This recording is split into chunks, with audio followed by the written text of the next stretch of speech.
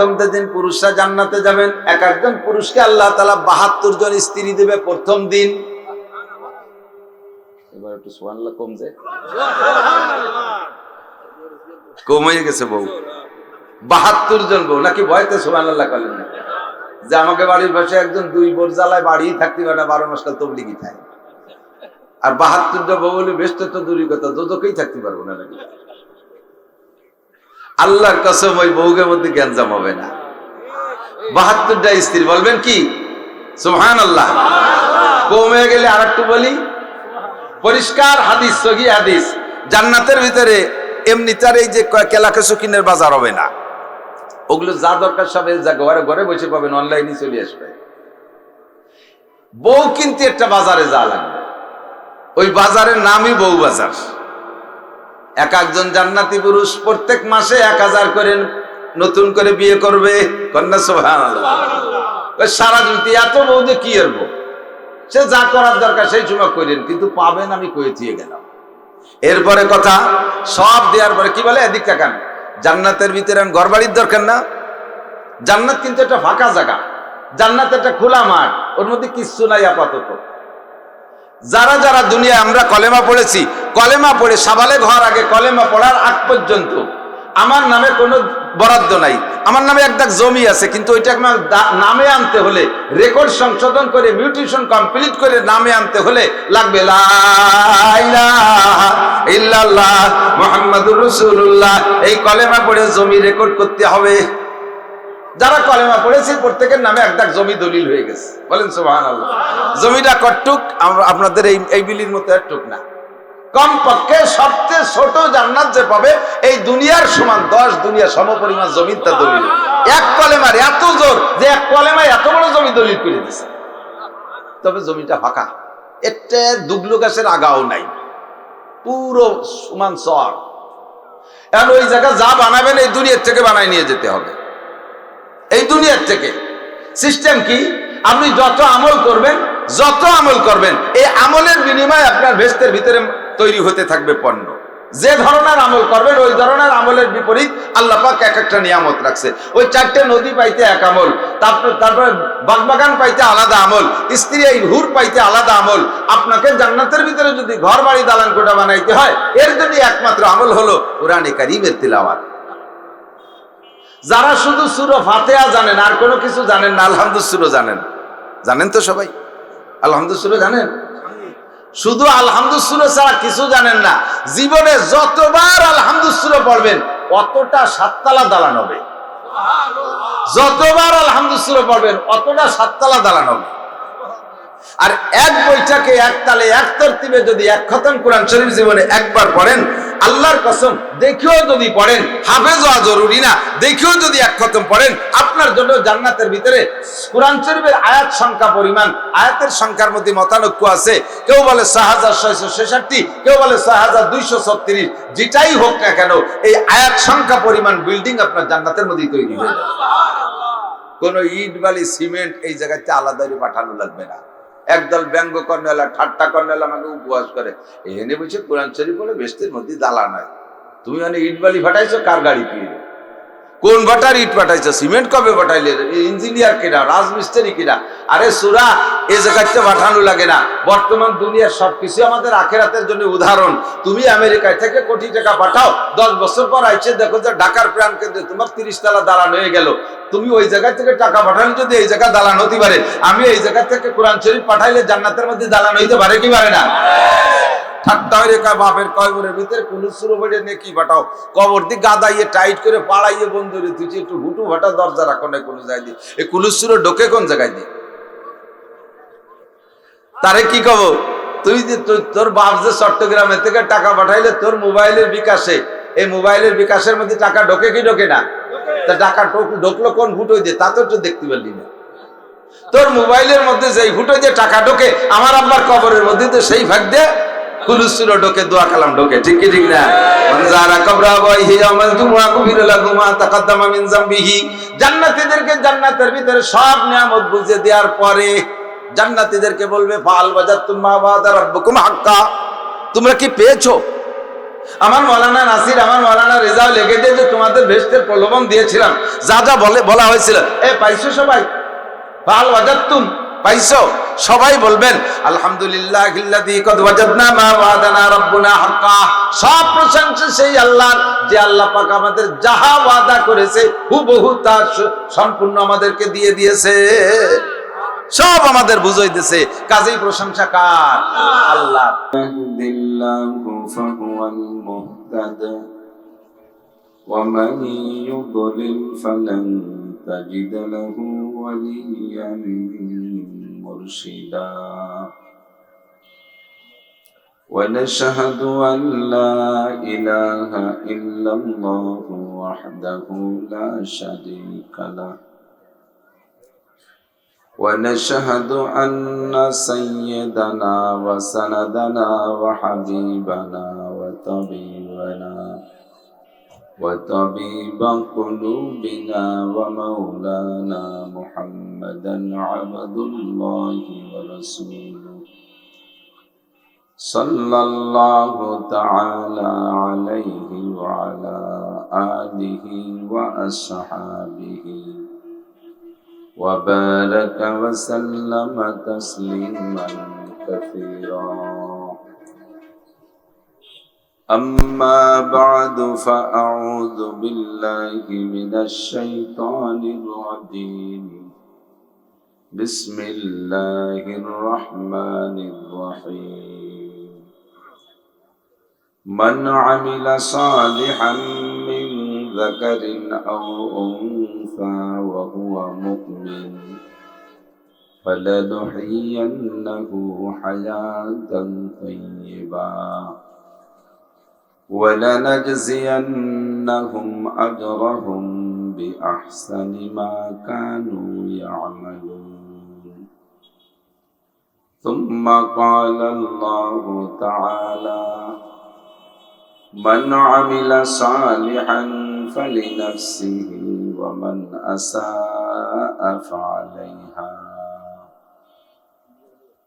وقال محمد رسول الله صلى الله عليه وسلم: الكيس من دان نفسه وعمل لما بعد الموت والعاجز من أتبع نفسه هواها وتمنى على الله.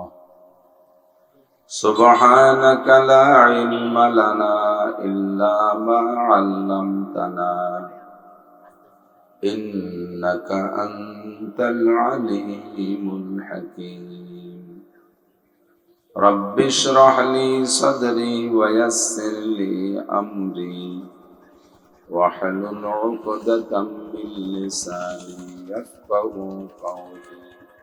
رب زدني علما.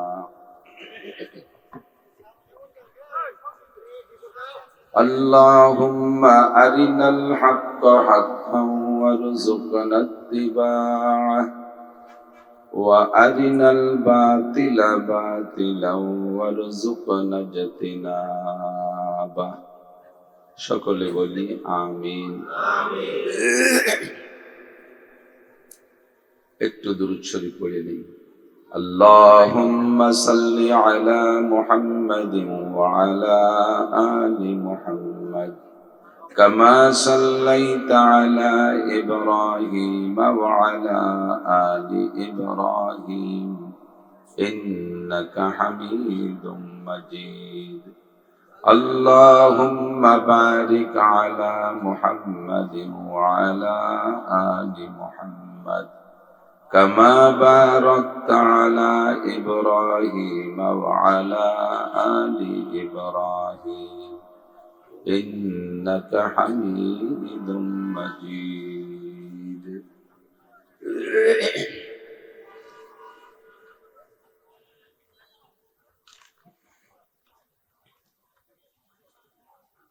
দক্ষিণ জলিরপাড় পূর্বপাড়া বাইতুল আমান জামে মসজিদের উদ্যোগে আয়োজিত বার্ষিক ওয়াজ মাহফিল। মাহফিলের সম্মানিত সভাপতি হযরতুল আল্লাম হযরত মাওলানা মুফতি রিজাউল ইসলাম সাহেব,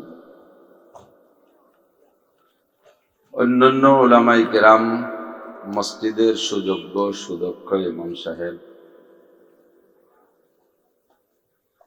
কমিটির সকল সদস্যবৃন্দ, প্রাণপ্রিয় দেশবাসী, পর্দার আড়ালে বসে থাকা মা ও বোনেরা, ওয়াজ করা ও শোনার একটা সুন্নতি টাইম মাগরিব বাদ। সমস্ত আম্বিয়া আলাইহিমুস সালাতু ওয়াস সালাম বক্তা ছিলেন। মাদ্রাসা, স্কুল, কলেজ, ইউনিভার্সিটির শিক্ষক ছিলেন এরকম না। উম্মতের হিদায়াতের জন্য বক্তা হিসেবে, বয়ান করনেওয়ালা হিসেবে পাঠিয়েছেন আল্লাহ পাক সমস্ত নবী রাসূলদেরকে। নবী শব্দের তর্জমা করতে যায় আমাদের বক্তারা মাঝে মাঝে নবীকে সাংবাদিক বলে বলে। বর্তমান সময়ের সাংবাদিক বললেই আমরা যেটা আতঙ্কিত, একটা ভিতরে একটা কেমন একটা ভাব সৃষ্টি হয়। নবী রাসূলদেরকে সাংবাদিক বললে সেদিকে মন মাথা চলে যায়। আল্লাহ,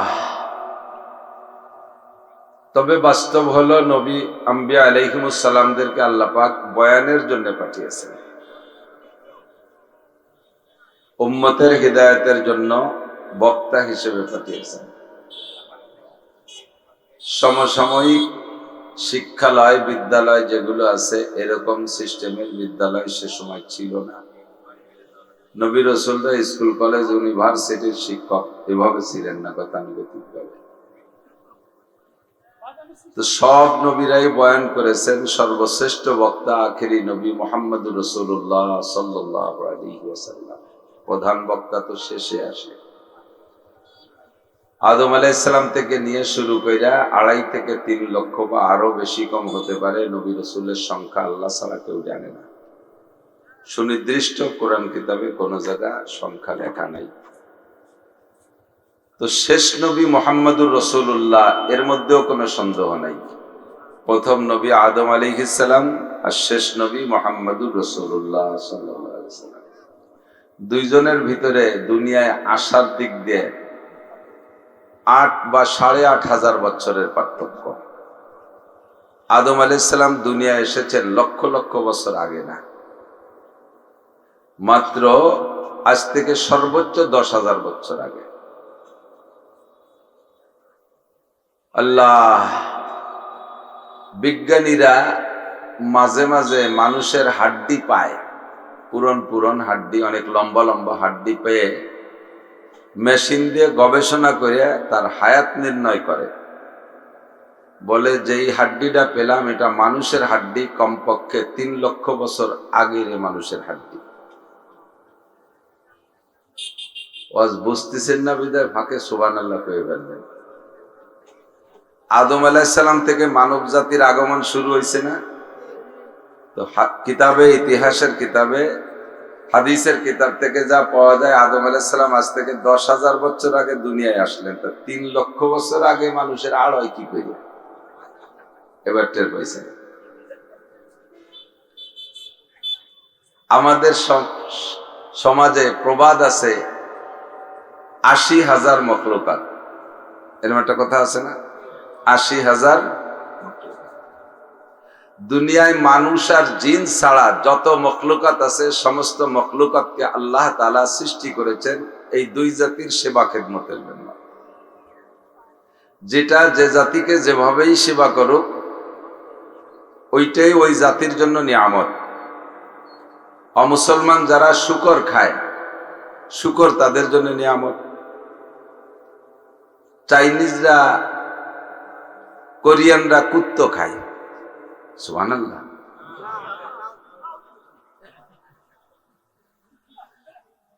তো কুত্তো তাদের জন্য আল্লাহ তাআলা অ্যাভেলেবেল বানাইছেন। ভারতে শুধু কয়েকদিন আগে খবর পেলাম, মুম্বাই শহরে, মুম্বাই যেটা রেখে, মুম্বাই শহরে লাওয়ারেস মালিক ছাড়া কুত্তো 10 লক্ষ বেশি হয়ে গেছে। এর জ্বালায় ঘন ঘন অ্যাক্সিডেন্ট করে। আমি আপনি চিনি না, জানি না, এমন হাজারো সৃষ্টি আল্লাহ পাক করে রেখেছেন যারা আমার অজান্তে আমাকে সেবা খেদমত করতেছে। সবগুলোকে আমি চিনি না, আছে না নাই? তো আল্লাহ পাক রব্বুল আলামিন মানুষ আর জিন ছাড়া যত সৃষ্টি করেছেন তাকে আরবিতে বলে মখলুকাত। সৃষ্টির আরবি কি? মখলুকাত। আর এই মখলুকাতের সংখ্যা আমরা বললাম কত? 18,000 মখলুকাত, 80,000, 18,000 মখলুকাত। এইটা কয় 18,000 মখলুকাত। ওদিকে আল্লাহ পাক রব্বুল আলামিন, কথা মনে রাখবেন সিরিয়াল ধরে, মানুষ আর জিন ছাড়া যত যা কিছু সৃষ্টি করেছেন সব মানুষের সেবা খেদমতের জন্য। অতএব এগুলো মানুষের জন্য নিয়ামত। সূর্যটা আমাকে সেবা করে না, এটা আমাদের জন্য নিয়ামত। চন্দ্র আমাদের জন্য নিয়ামত, তারকা আমাদের জন্য নিয়ামত। বাতাস আমাদের জন্য বানাইছে, বাতাস তো আল্লাহ ব্যবহার করে না। আল্লাহ কি মাঝে মাঝে গরম বেশি খায় বলে বাতাস বেশি খায়? বাতাসও আল্লাহ খায় না, পানিও আল্লাহ খায় না, কোনো কিছু আল্লাহ ব্যবহার করে না। যা কিছু বানাইছে খুলিকা লাকুম কুল্লু শাই, তোমাদের জন্য সবকিছু বানানো হয়েছে। অখুলিকতুম লিল্লাহ, আর একমাত্র মানুষ আর জিনকে আল্লাহ তাআলা বানাইছে তার জন্য। তার মানে লিল ইবাদত, আল্লাহর ইবাদতের জন্য এই দুই জাতিকে বানাইছে। আর বাকি সব আমাদের খেদমতের জন্যই বানাইছে। কথা বলেন ঠিক কি না? আপনি একজন মানুষ, আপনি বিবাহ শাদী করার পরে সন্তানের তামান্না হয়। যারা রুচিশীল সন্তান নিতে চায়, অনেকে আছে বেশি সন্তান নিতে চায়, অনেকে আছে আবার একটা দুটোর পর থামিয়ে যায়।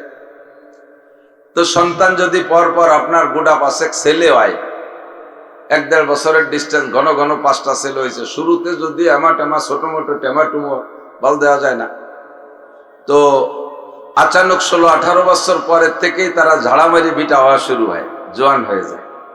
তো বাপের যদি 5-7টা ছেলে ধম করে জোয়ান হয়ে যায়, বাপের হিম্মত বাড়িয়ে যায়, বুড়ো বাপের আবার যৌবন ফিরে আসে। 7টা ছেলে স্বাবলম্বী, 7টা ছেলে লাঠিয়াল, 7টা ছেলে ইনকাম করবে, কত হিম্মত, কত সাহস, ঠিক না? তা আব্বা মা বুড়ো হয়ে গেলে সন্তানরা তাদের ইনকাম করে খাওয়াবে বিদায় এই সন্তানগুলো জন্ম দিয়েছে, তারা সত্যি সেভাবে খেদমত করে, এই আশা আমরা আব্বা মারা করি। এই সামনে আর কিছুদিন পরে কুকুরে ডেলিভারি শুরু হবে। একটা কুত্তর 5টা পুত্র সন্তান হয়েছে। কোন মা কুত্ত কি এইগুলি একটা অপেক্ষা করতে পারে যে আর মানুষের দুয়ারে দুয়ারে বাড়ি ধুড়ি পিটেন পাটান খাই বেড়াতে হবে না? একটা বছর জাতি না জাতি ছেলেগুলো সব বেটা হয়ে যাবে, সব সরকারি চাকরি পাবে, জায়গায় বসে থাকবো আর ওরা কামাই এনে খাওয়াবে। এইগুলো কি কোনো মা কুত্ত আশা করতে পারে? জন্ম দেবে সে, সেই বাচ্চা কুত্তগুলো তার মার খেদমত করবে না, তারাও আমাদের খেদমত করবে। আমাদের বাড়ি নাইট গার্ড, রাতের ডিউটি করবে, পাহারাদারি করবে। গাভীটা বাচ্চা দেয়, এই বাচ্চাটা বড় হলে তার মারে 1 মুঠ ঘাস কেটে খাওয়ায় না, খাওয়ায়? সে বাচ্চাটাও বড় হলে আমারই খেদমত করে, ঠিক কিনা? বলতে গেলে সারা জীবন শেষ হয়ে গেলেও শেষ হবে না। আল্লাহ তাও বলেছেন, ওয়া ইন তাউদ্দু নি'মাতাল্লাহি লা তুহসুহা, আমি তোমাদের জন্য এত নিয়ামত সৃষ্টি করেছি যে যেই নিয়ামত তোমরা সকলে মিলে যদি গণনা করার চেষ্টা করো, সারা দুনিয়ার সব মানুষ গণনা করে শেষ করতে পারবে না। কথা কি সত্য? বিশ্বাস হয়? তাহলে এবার দুটো কথারে আপনি ততবিক দেন, এর কি বলে মীমাংসা করেন। একদিকে বলি মখলুকাত 18,000, আর অপর দিকে আল্লাহর এই কথাকে বিশ্বাস করলাম যে মানুষ আর জিন ছাড়া যত সৃষ্টি আছে, মখলুকাত বলে আরবিতে, সবগুলো মানুষের জন্য নিয়ামত। আর নিয়ামত সংক্রান্ত আল্লাহ পাক ঘোষণা দিলেন, আমি তোমাদের জন্য এত সংখ্যা নিয়ামত বানাইছি যে তোমরা সবাই মিলে গুণে শেষ করতে পারবা না। তো নিয়ামত যদি 18,000-এর ভিতরে, মখলুকাত যদি 18,000-এর মধ্যে সীমাবদ্ধ হয়, তাহলে আমরা সবাই মিলে 18,000 নিয়ামত গুনতে পারবো না? কি গুনতে পারবো? টাকা গুনি বেলায় 18,000 লাখ লাখ, আর 18,000 গুনতে হবে। তাহলে দুইটা কথার ভিতরে বিরোধ হয়ে গেছে, ঠিক না? তাহলে আমরা যেটা বলি এইটা সত্য না আল্লাহটা সত্য? কাজে 18,000 মখলুকাত কথাটা ভুয়ো মিথ্যে কথা, এ আর কোয়া যাবে না। 1 লক্ষ মতান্তরে 2,24,000 নবী রসুল। মতান্তরটা কি লাখের মধ্যে হয়?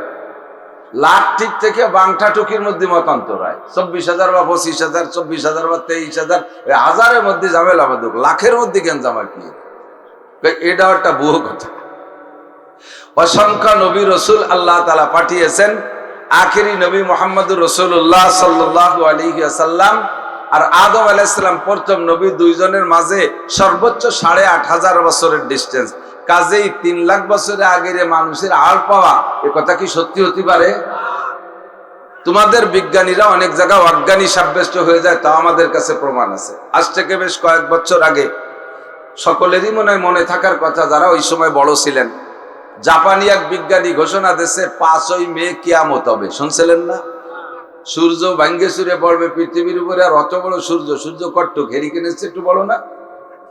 সূর্য কট্টুক, পৃথিবীর থেকে 13 লক্ষ গুণ বড়। 13 লক্ষ গুণ বড় একটা সূর্য, তার গায়ে কত চাপ! 9,30 লক্ষ মাইল দূরে সূর্যের বর্তমান অবস্থান, বিজ্ঞানীদের হিসাব 9,30 লক্ষ মাইল দূরে অবস্থান। তাই এই সময় তার গরমে বাইরে দাঁড়াতে পারি না। আর এত বড় পাওয়ারফুল সূর্য যদি জমিনে নামে, তার মাঝে আবার সূর্য থেকে ডাইরেক্ট রৌদ্র জমিনে আসে না, মাঝখানে অনেক বরফের স্তর আছে। ওই বরফ দিয়ে সূর্যের তাপকে ফিল্টারিং করে মানুষের স্বাস্থ্যসম্মত পরিমাণ করে তাপকে আল্লাহ তাআলা দুনিয়ায় পাঠায়। তাই সৌদি আরব, মধ্যপ্রাচ্যে যে দেখেন, এই গরমকালে নাক দিয়ে রক্ত চলে আসে, বাহিরে দাঁড়ানো যায় না। আর এই সূর্যটা যদি জমিনের উপরে পড়ে তাহলে এ তো থাকবেই না। কাজেই আর পড়ে যাওয়ার তারিখ হলো 5ই মে। কয় তারিখ? মে মাসের 5 তারিখ। সাল আমার মনে নাই, মে মাসের 5 তারিখটা মনে আছে। তো 5ই মেতে উন্ডা হিসাব করে পাইছে সূর্য দুনিয়ার উপরে পড়ে যাবে, তাতে দুনিয়া থাকবে না, অর্থাৎ দুনিয়া কিয়ামত হয়ে যাবে। এই কথা উন্ডা বললেন। হাজার হাজার লক্ষ লক্ষ মানুষ বিশ্বাস করছে, লক্ষ লক্ষ মানুষ বিশ্বাস করছে। আমরা এর মধ্যে আছি, অনেকে বিশ্বাস করে। আমার বড় বোন একটু বুড়ো হয়ে গেছে, উনি আমারে কয়, বাড়ি, আমাকে দিক ছোট ভাইরে বাড়ি কয়, ঠিক আছে নাকি? কয়, বাড়ি তুই ওই 5 তারিখে এদিক ওদিক কোনো থাইস না। তো কি হয়েছে? ওই দিন কিয়ামত হবে, তা এদিক ওদিক চাইস না। যে জায়গা যাই কিয়ামত তো সে জায়গায় হবে। তো বাড়ি থেকে সবাই এক জায়গায় থাকলে এটা বুঝ হবে যে কি রকম আসছে, একটু ভয় একটু কম থাকবে না, তুই একটু দাঁড়ে দাঁড়ে থাইস। আমি কলাম, তুমি আবার নতুন করে কলেমা পড়ো, লা ইলাহা ইল্লাল্লাহ মুহাম্মাদুর রাসূলুল্লাহ। আল্লাহকে যেমন আল্লাহ হিসেবে স্বীকার করি আর বিশ্বাস করি, আর বার্তাবাহক হিসেবে সত্য সুখবর বা দুখবর দেওয়ার জন্য, সত্য কথা বলার জন্য মুহাম্মাদুর রাসূলুল্লাহর বিকল্প নাই, ঠিক না? এই কথায় যদি আপনি বিশ্বাসী হন, তাহলে মুহাম্মাদুর রাসূলুল্লাহ সাল্লাল্লাহু আলাইহি সাল্লাম বলেছেন কিয়ামত 5 তারিখে না, এর নির্ধারিত তারিখ কাহারও বলার কায়দা নাই। স্বয়ং আল্লাহ পাক নিজেই বলেছেন, ইন্নাল্লাহা ইনদাহু ইলমুস সাআহ। 5টা বিষয় আল্লাহ পাক কেউরে জানতে দেয় নাই। তার ভিতরে নাম্বার 1, কিয়ামত কবে হবে এটা অ্যাডভান্স কেউ বলতে পারবে না। যদি 5 তারিখে কিয়ামত হওয়ার খবর বিজ্ঞানী অ্যাডভান্স বলে থাকে, আর কিয়ামত হয়েই যায় 5 তারিখে, তাহলে এখন থেকে আল্লাহকে অস্বীকার করব। আল্লাহ বলতে কেউ নাই, কোরআন সম্পূর্ণ মিথ্যা, মুহাম্মাদুর রাসূলুল্লাহ ভুয়া, তার সব কথা ভুয়া মিথ্যা হবে। আল্লাহ না করুক, আল্লাহ নাউজুবিল্লাহ। আমার আল্লাহ কি সত্য না মিথ্যা? মুহাম্মাদুর রাসূলুল্লাহ সত্য না ভুয়া? ঠিক কি না? আমার নবী বলেছেন কিয়ামতের আগে 10টা ঘটনা ঘটবেই। কয়টা? একে বলে আলামতে কুবরা। আলামতে কুবরা, বড় 10টা ঘটনা। এই 10 ঘটনার ভিতরে একটা হলো দাজ্জাল আসবে। দাজ্জাল হবে এক চোখ বিশিষ্ট। বাস্তবেই এমনি দাজ্জালের গুণের মানুষ আসবে অনেক, এ আসবে প্রায় 30 জন। দাজ্জাল ভুয়া খোদাই দাবি করবে, দাজ্জাল খোদাই দাবি করবে, দাজ্জাল নবী দাবি করবে, দাজ্জাল বহু কিছু দাবি করবে। এরকম দাবিদার অনেকেই আসবে, বহু প্রভাবশালী হয়ে আসবে, এরকম প্রভাবশালী আসবে। দাজ্জালের মৌলিকভাবে সারা কপালে একটা চোখ হবে। আর তো এই অরিজিনাল দাজ্জালের আগে বাহ্যিকভাবে যদিও 2 চোখ, কিন্তু দেখে তাই যে এক চোখ দিয়ে দেখে, এক চোখা দাজ্জাল এ দুনিয়ায় বহুত আসবে। কিন্তু চোখে কপালে চোখ 2টা, কিন্তু 2 চোখের এক চোখ দিয়ে এক পাশ করে দেখবে, এরকম দাজ্জাল বহুত আসবে। যেমন ডোনাল্ড ট্রাম্প। ইসরায়েল অন্যায় করে, সে জায়গা তার কোনো 2 চোখ দিয়ে দেখে না। যখন হামাসরা কিছু করে, সেই সময় চোখ কাট করে এক চোখ দিয়ে দেখে যে এই যে হামাসরা অন্যায় করছে। সারা দুনিয়ার হিন্দু বৌদ্ধ খ্রিস্টানরা অন্যায় করে, সে সময় উনি এক চোখ দিয়ে দেখে। আর মুসলমানরা কিছু করলে সে সময় আর এক চোখ দিয়ে দেখে, চোখ সে সময় একটা হয়ে যায়, ঠিক না? এই ক্লাসের দাজ্জাল বহুত আসবে, কিন্তু অরিজিনাল দাজ্জাল যে, তার সারা কপালের চোখ মূলত একটা হবে। এ দাজ্জাল কি আসছে? এক চোখালা দাজ্জাল কি আসছে নাকি? অরিজিনাল দাজ্জাল আসে নাই।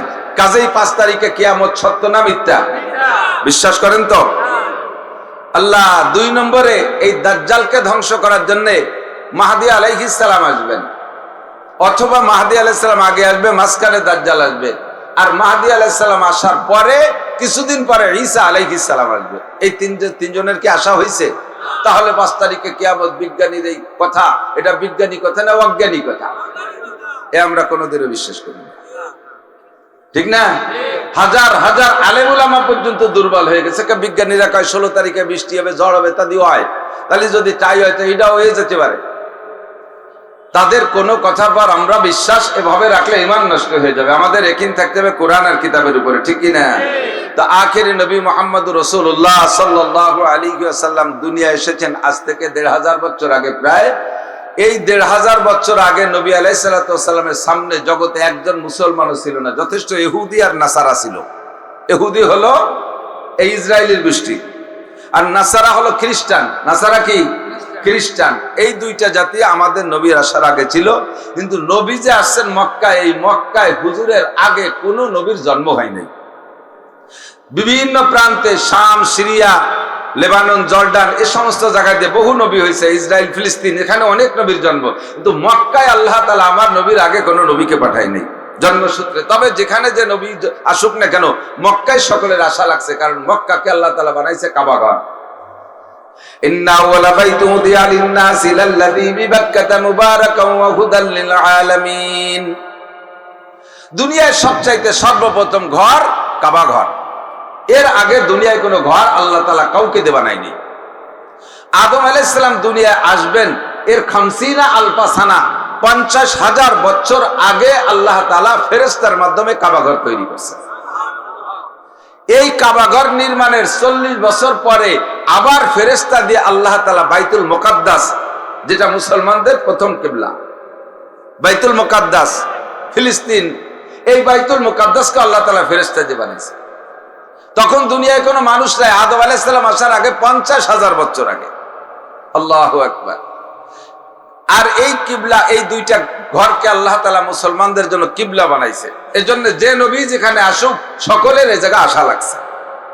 আমাদের নবী কাবার পাশেই থাকবেন, কাবার দিকে নামাজ পড়বেন। কিন্তু 17 মাস মদিনায় যাওয়ার পরে হুজুরকে দিয়ে আল্লাহ তাআলা মসজিদে বাইতুল আকদাস, বাইতুল মুকাদ্দাসের দিকে ফিরে নামাজ পড়াইছে। এবং মেরাজের রাত্রে বাইতুল মুকাদ্দাসের ভিতরে নিয়ে নবী আলাইহিস সালামকে ইমাম বানাইয়া সমস্ত নবীদের রূহকে পিছনে আইনা দাঁড় করে দিয়ে আসমানের নিচে জমিনের উপরে যত ফেরেশতা ছিল সমস্ত ফেরেশতাদেরকে পিছনে দাঁড় করে দিয়ে নবী আলাইহিস সালামকে 2 রাকাত নামাজ পড়াইয়া ইমামতির মর্যাদা দান করেছেন। আল্লাহু আকবার। তো আমাদের নবী এর আগ পর্যন্ত যত নবী চলে গেছে সব নবী উম্মতকে ওয়াজ করছেন। আমাদের নবীও বয়ান করেছেন 23 বছর। কয় বছর? একটু খেয়াল করি, কয় বছর? নবীর বয়ানের তুলনায় সারা পৃথিবীর সমস্ত বক্তা না, শুধু আগে যত নবীরা চলে গেছে সব নবীদের বয়ান, সমস্ত বক্তাদের বয়ান, সমস্ত মুফাসসির আর পিসাবদের বয়ানকে এক পাল্লায় রাখলে আমার নবীর একদিনের বয়ানের সমান হবে না, ঠিক না? এই নবী লাগাতার 23টা বছর বয়ান করেছেন। তার ভিতরে 13 বছর মক্কায় বসে বয়ান করছে। হুজুরের ওয়াজ সবচাইতে বেশি শুনছে আবু জাহেল। হুজুরের ওয়াজ সবচেয়ে বেশি শুনছে আবু জাহেল, আবু লাহাব, উতবা, সাইবা, ওলীদ ইবনে মুগিরা। আবু বকর ওমরও অত শুনে নাই, তারা 1-2 বার শুনেই তারা হিদায়াত পেয়েছে। এরপরে হুজুরের কথা পাইলে কাছে তাকে সংগ্রহ করছে। আর এই শয়তানগুলো নবী আলাইহিস সালামের বয়ানের ভিতরে লুকমা ধরার জন্য, নবীকে বিপদগামী করার জন্য, নবীকে ভুল ধরার জন্য নবীর বয়ানগুলো খুব শুনতো। বয়ান শুনলেই যদি হিদায়াত পাওয়া যায় তাহলে সবচাইতে বড় হিদায়াত পাইতো আবু জাহেল। নিজের চোখের সামনে নবী আলাইহিস সালামকে আটকায়া আটকায়া এমন এমন আজীব ঘটনা প্রমাণ করাইছে, যার একটা ঘটনা যদি আমার বাংলাদেশে আমার ভাইদের ভিতরে, আমার হিন্দু ভাইদের মধ্যে প্রমাণ হইতো, প্রকাশ পাইতো, তাহলে বাংলাদেশের সব হিন্দু মুসলমান হয়ে যায়। আবু জাহেল আইসা কয়, ভাতিজা তুমি বলে নবী অনেক কিছু কও, তা তুমি এই আসমানের চাঁদ যারে 2 ভাগ করে দেখাও দি। চাঁদ বা কোথায় আর নবী বা কোথায়? এই জায়গা থেকে ওই জায়গা বসে কি ইট বালি ভাতর বালি কি ভেঙে 2 ভাগ হয়ে যাবে? নবীর কাছে কি ক্ষেপণাস্ত্র আছে যে মারি দিয়ে 2 ভাগ করবে? এমন একটা উদ্ভট জিজ্ঞাসা। হুজুর বললেন, চাচা তাহলে কি হবে যদি ভাঙতে পারি? তুমি যদি চাঁদরে ভেঙে 2 খণ্ডিত করতে পারো তাহলে তোমার কলেমা পড়ে আমি মুসলমান হয়ে যাব। তোমার দলে চলে যাবো। নবী চুপ করে বসে রয়েছেন, জিবরিল আসছেন, মা তাহজান ইয়া রাসূলুল্লাহ, হুজুর কি চিন্তা করেন? কয় আবু জাহেল আমার কাছে চাঁদ দ্বিখণ্ডিত করার দাবি করছে, আমি তো কিভাবে করবো? কয় আল্লাহ পাক হুকুম করছে আপনি আঙ্গুল দিয়ে ইশারা করেন। এমন করে একটা ইশারা করছে, আকাশে চাঁদটা ভেঙে দুই ভাগে গেছে। একটু বলবেন না সুবহানাল্লাহ, আল্লাহু আকবার। এটা নবীর কুদরত না, এটা কার কুদরত? নবীকে যে আল্লাহ তাআলা এতটুকু করাইছে, বাকিটুকু করছে আল্লাহ। মা রামাইতা ইয রামাইতা ওয়ালাকিন্নাল্লাহ রামা। তুমি যখন ফিকে মারো এটা হাতটা তোমার, কিন্তু ওর মধ্যে কুদরত থাকে কার? আকাশে যখন চাঁদ দ্বিখণ্ডিত হয়ে গেছে, মাঝখানে ফাঁকা হয়ে গেছে, হুজুর বলেন চাচা ঠিক আছে? কয় যে না, তা করতে পারতেছি নাকি, চাঁদ ভেঙে দুই ভাগ হলো নাকি মাঝখানে একটু মেঘ এসে দাঁড়ালো টের পাচ্ছি না। দাতালটা কি করছি এখন? তাহলে তুমি কি হলে বিশ্বাস করবে? চাঁদ দুই টুকরা জমিনে নামায় দেখাও। চাঁদ কি? চাঁদ কি ছোট ছোট দুইটা গিলাস, দুইখান প্লেট যে জমিনে নামাই দিলাম হয়ে গেল? তার জন্য জায়গা লাগবে না? তো আবু জাহেল দাবি করছে, নবী পাক আল্লাহর কাছে জানাইলেন। আল্লাহ কয় ঠিক আছে ইশারা করো। হুজুর আঙ্গুল দিয়ে ইশারা করলেন, শাসা গতিতে দুই টুকরা চাঁদ মক্কায় এসে পড়ছে, সাইজে ছোট হইয়া পরিমাণ মতো হইয়া, এটা তো আল্লাহর কুদরত, পরিমাণ মতো হইয়া মক্কায় বাদশার বাড়ির কাবা ঘরের পাশে বাদশার বাড়ি আছে, ওর ওই পাশে দুইটা পাহাড় আছে, এক পাহাড়ের নাম জাবালে আবি কুবাইস আর একটা পাহাড়ের নাম জাবালে কাইকুয়ান। কিতাবে হাদিসের মধ্যে লেখে এই দুই পাহাড়ের উপরে দুই টুকরা এসে পড়ে গেছে।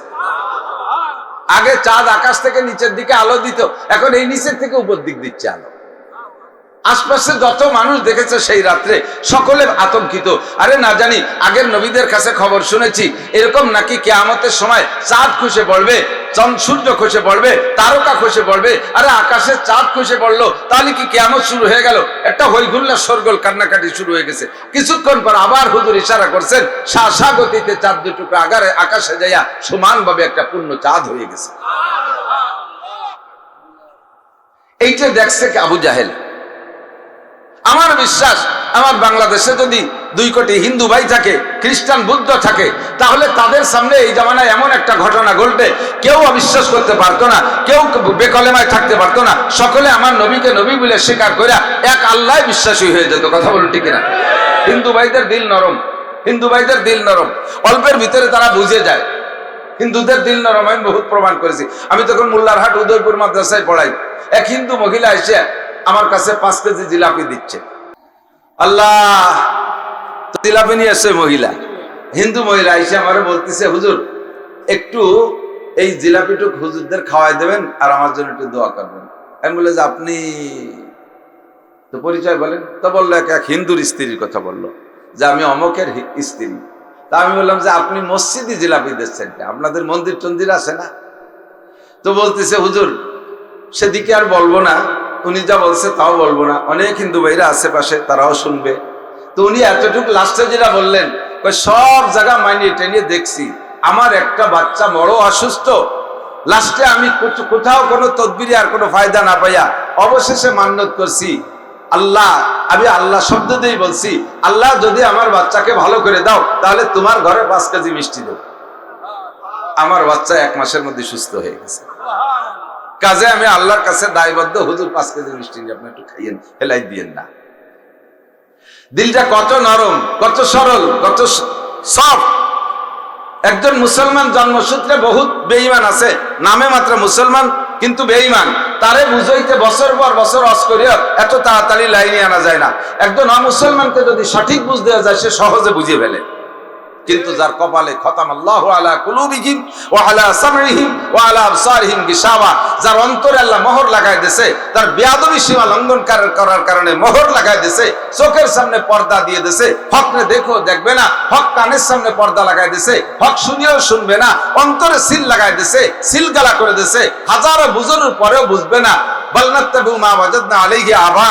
বরঞ্চ বলে চলে যাবে, আপনারা যতই ভালো কথা বলেন না কেন, যত যুক্তিসঙ্গত বলেন না কেন, যতই সঠিক কথা বলেন না কেন, আমরা বাপ দাদা 14 পুরুষদের একটা কাজ করে আসতেছি, এইটা এত তাড়াতাড়ি ছাড়া যাবে না। কতক্ষণ এইরকম সিদ্ধান্ত যারা নেয় বুঝবেন যে তাদের অন্তরে আল্লাহ মোহর লাগাই দিয়েছে। তো আবু জাহেল এইভাবে 13 বছর এইরকম আজীব আজীব ঘটনা অসংখ্য দেখছে। নবী আলাইহিস সালাম থেকে এইরকম আজীব ঘটনা 3200 প্রমাণ হয়েছে, 3200। তার বেশিরভাগ আবু জাহেল দেখছে, কিন্তু নবী পাকের কাছ থেকে হিদায়াত সে পায় নাই।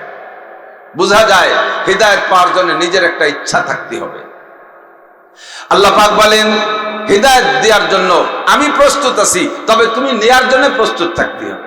তুমি যদি হিদায়াত না চাও তাহলে আমার অত দায় ঠিকই নেই। তোমার মতো লক্ষ কোটি মুসলিম মানুষ যদি জাহান্নামে চলে যায়, আমি আল্লাহ পাকের খুদাইয়ের ভিতরে চুল পরিমাণ কমতি হবে না, আমার পদমর্যাদায় ঘাটতি হবে না। আর সারা পৃথিবীর সব যদি মুসলমান হয়ে যায়, আমার পদমর্যাদা বাড়বে না। আমি আল্লাহ যেখানে আছে সেখানেই থাকবো। তবে হিদায়াত পাইলে তোমার লাভ, আর হিদায়াত না নিলে তোমার লস। কথা বোঝেন? হিদায়াত নেওয়া এবং না নেওয়ার ব্যাপারে তোমার আমি স্বাধীনতা দিয়েছি, তোমার আমি বিলকুল স্বাধীনতা দিয়েছি। মানি তাদাফা ইন্নামা ইয়াহতাদি লিনাফসি, যে হিদায়াত গ্রহণ করবা তার স্বাধীনতা আছে, হিদায়াতের লাভালাভি তুমি উপভোগ করবা।